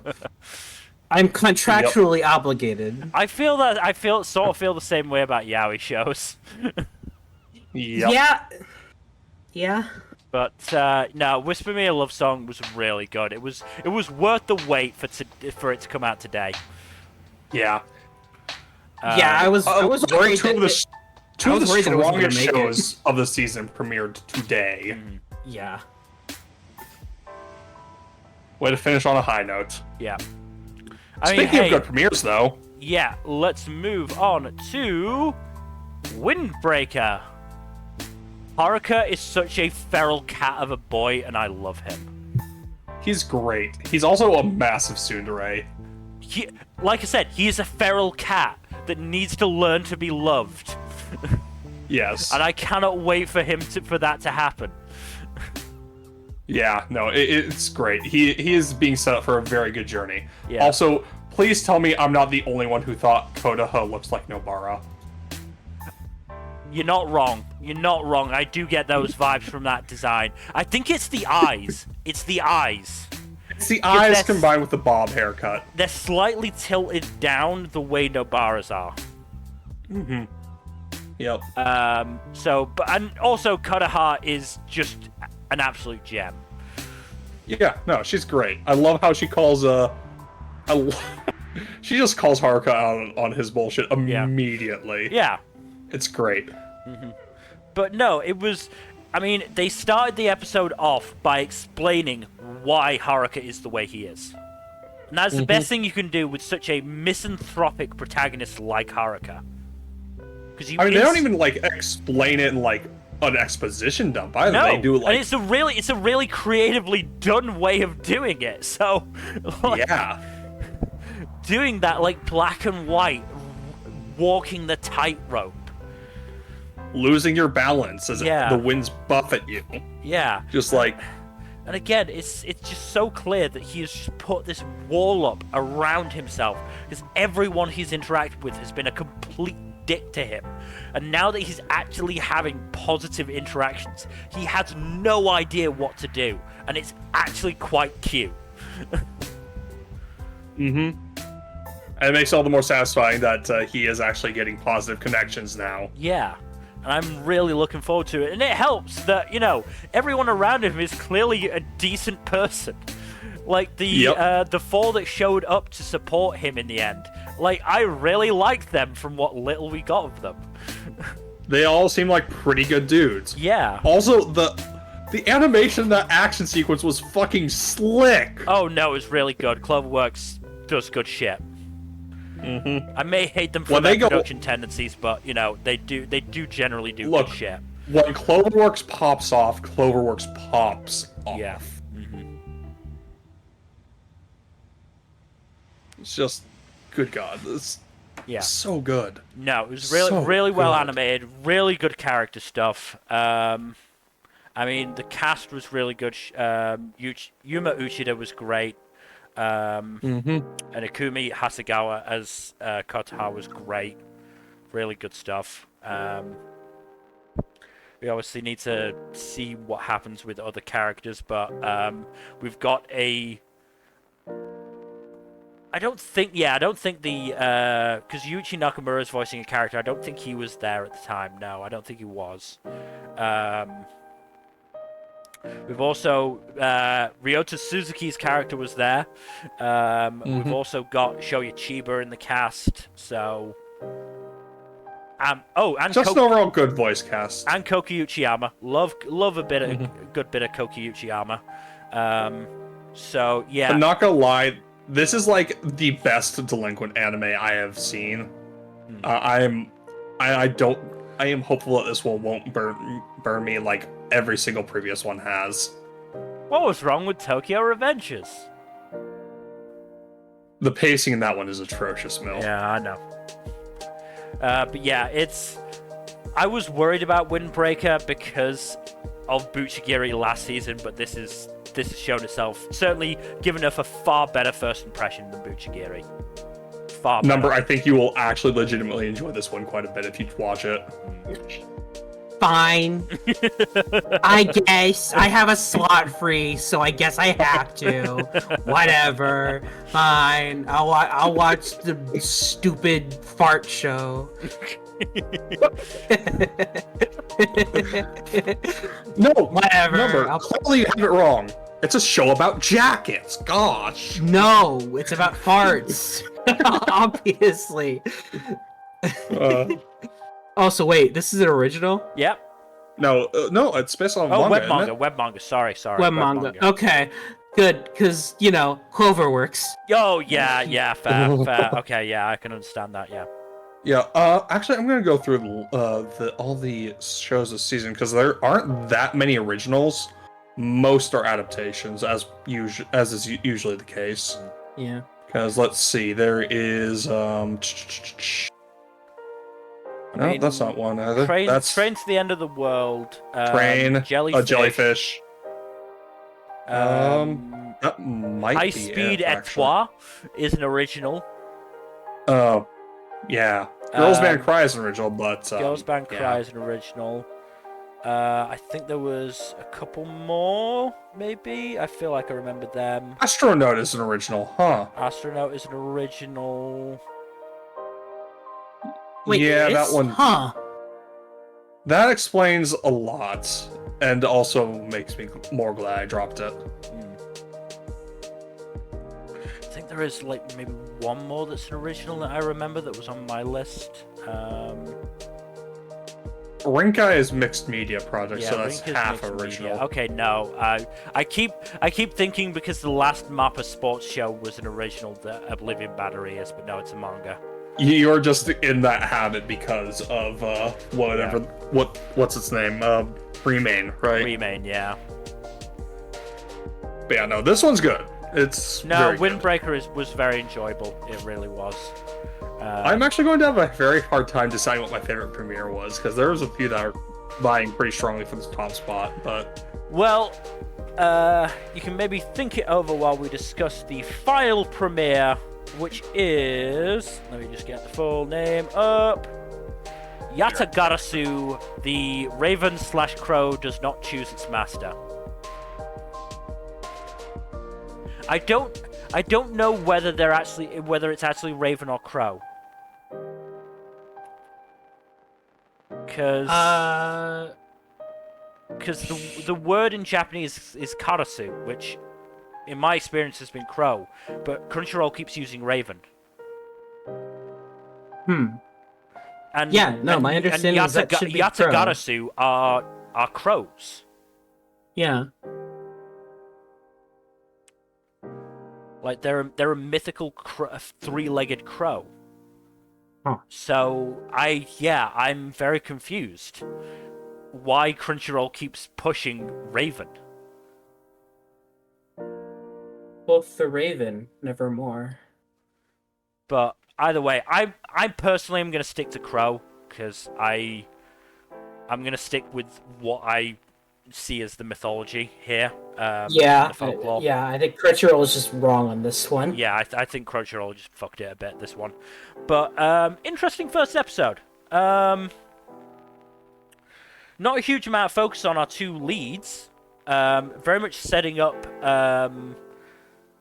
what seems to be maybe the story, which is for women competing to be the prince's bride. So you've got Hamayu from the southern side of things, Masuho no Suzuki from the west, Shiratama from the north, and Asebi from the east. There is a lot of politics going on here, because there are apparently two heirs. The older was more competent, but got put to the side in favor of a concubine's child, who is now the prince and is not especially highly regarded. So the empress is very against the prince, and I feel like the empress is very much, wearing the trousers in the family, if you know what I mean. There's also some bitchiness going on between these four women, but most of them seem fairly nice at times. Asebi is way too nice for this cutthroat bitch environment. But both Shiratama and Hamayu have been nice to her in portions. Though there is definitely a rivalry between Hamayu and Masuho no Suzuki. But the one real glimpse we got of one of the main characters, Yukiya, who can apparently turn into a three-legged crow, as can his brothers. Okay. Didn't see that coming, but hey, cool. Like, he appears to have gotten himself beaten up to embarrass some nobles, which is cool. Didn't get the resolution to that, but we'll see. So yeah, I mean, it wasn't like incredibly dynamic or anything, but there was some interesting plot points brought up, and I'm looking forward to it. I also am still holding firm in my belief that this is going to be great gay crow boys, so fingers crossed. Oh, this is set for 20 episodes, huh? Yeah, another awkward number. Also, what I will say is, fuck Crunchyroll for this. I mean, they've already fucked up the naming of the show. But, episode 1 of this dropped in Japan April 6th. Crunchyroll didn't drop episode 1 until today. And it also dropped episode 2 at the same time. Yeah, it was like that for Idolmaster as well. Irritating. Crunchyroll is doing some weird bullshit now that they have an almost monopoly. Yeah, to be fair, I think it may have just been a weird licensing thing, so I'm not too upset about that. What I'm more upset about with Crunchyroll lately is how things just keep leaking from them somehow. Okay, so those leaks are actually because a bunch of shit was screened at a convention, and hackers got into what was screened there. Oh, that would explain it. I think it was in Puerto Rico or something. Okay. Well, if that is the case, then, I mean, that's still kinda on them for letting that happen, but, At least it's more understandable than, them just saying their servers fucking hacked or some shit. Yeah. Yeah, because I was under the impression that was the case, but if it actually was because of a I imagine material is a lot less secure than, in-company servers, I imagine. Yeah. Makes sense. Fine, Crunchyroll. Alright. Don't let it happen again. But yeah, I am interested enough to keep going with this show. We'll see what happens in the next couple of episodes. But I'm hopeful. By Piero, animation looks good so far. We haven't seen anything particularly dynamic that's needed, good animation. But I'm fingers crossed, and it's a novel adaptation, and those are generally okay. So. Okay. Unless they're adapting, the trashy novels. I mean, yeah, but though I'm talking about a real proper novel, not a light novel. Right. Real novel adaptations do tend to be all right. Yeah, this is a real book. This is a real fucking book, okay? Not those fraud tiny books with the isekai and the harems. Doesn't this one have an imperial harem though? No, actually, no. They are specifically monogamous. Aha! Oh, interesting. Oh, so this is just like they're the princesses of the court then? Yes. They are competing to be the prince's bride. Okay, interesting. So it's more of a I bachelor thought you said situation. Princess Bride there, and I'm like, wait. Also, Mill, counterpoint, Babylon was based off of a novel, and that was a shit Exception show. that proves the rule. Until you can show me a second novel adaptation that was shit, I'm gonna keep believing my thing just so I will be happy with this. All right. Yeah, Babylon was garbage. I'm looking forward to it. But yeah, that is everything. What would be my favorite premiere? I've narrowed it down to a top 5, but that's still hard to choose. Also, I'd be biased because 2 of them are like ones I've read the source material for. Yeah. Source material reader, shake my head. All of us are source material readers for something or other. No, I don't read. Aren't you current on One Piece? Shush. I don't read. Uh-huh. So, favorite premieres would probably be Tonari no Youkai-san, Whisper Me a Love Song, and Windbreaker. My top 5 would probably be Whisper Me a Love Song, Kaiju No.8, Windbreaker, Jellyfish, and probably round it up with either Spice and Wolf or Tonari no Yokai. I guess for me, I guess Kaiju No.8, Love Song, Jellyfish, and yeah, I'll just cut it off there. I like Bartender's opening too. Bartender's good too, but Yeah, Bartender had a good first episode. So that'll be a yeah. hell of a time ranking this shit. Yeah. So yes, that is everything for tonight. So thank you everybody for watching. Just as a warning, we may not end up having a 3+ episode check-in this season just due to scheduling bullshit.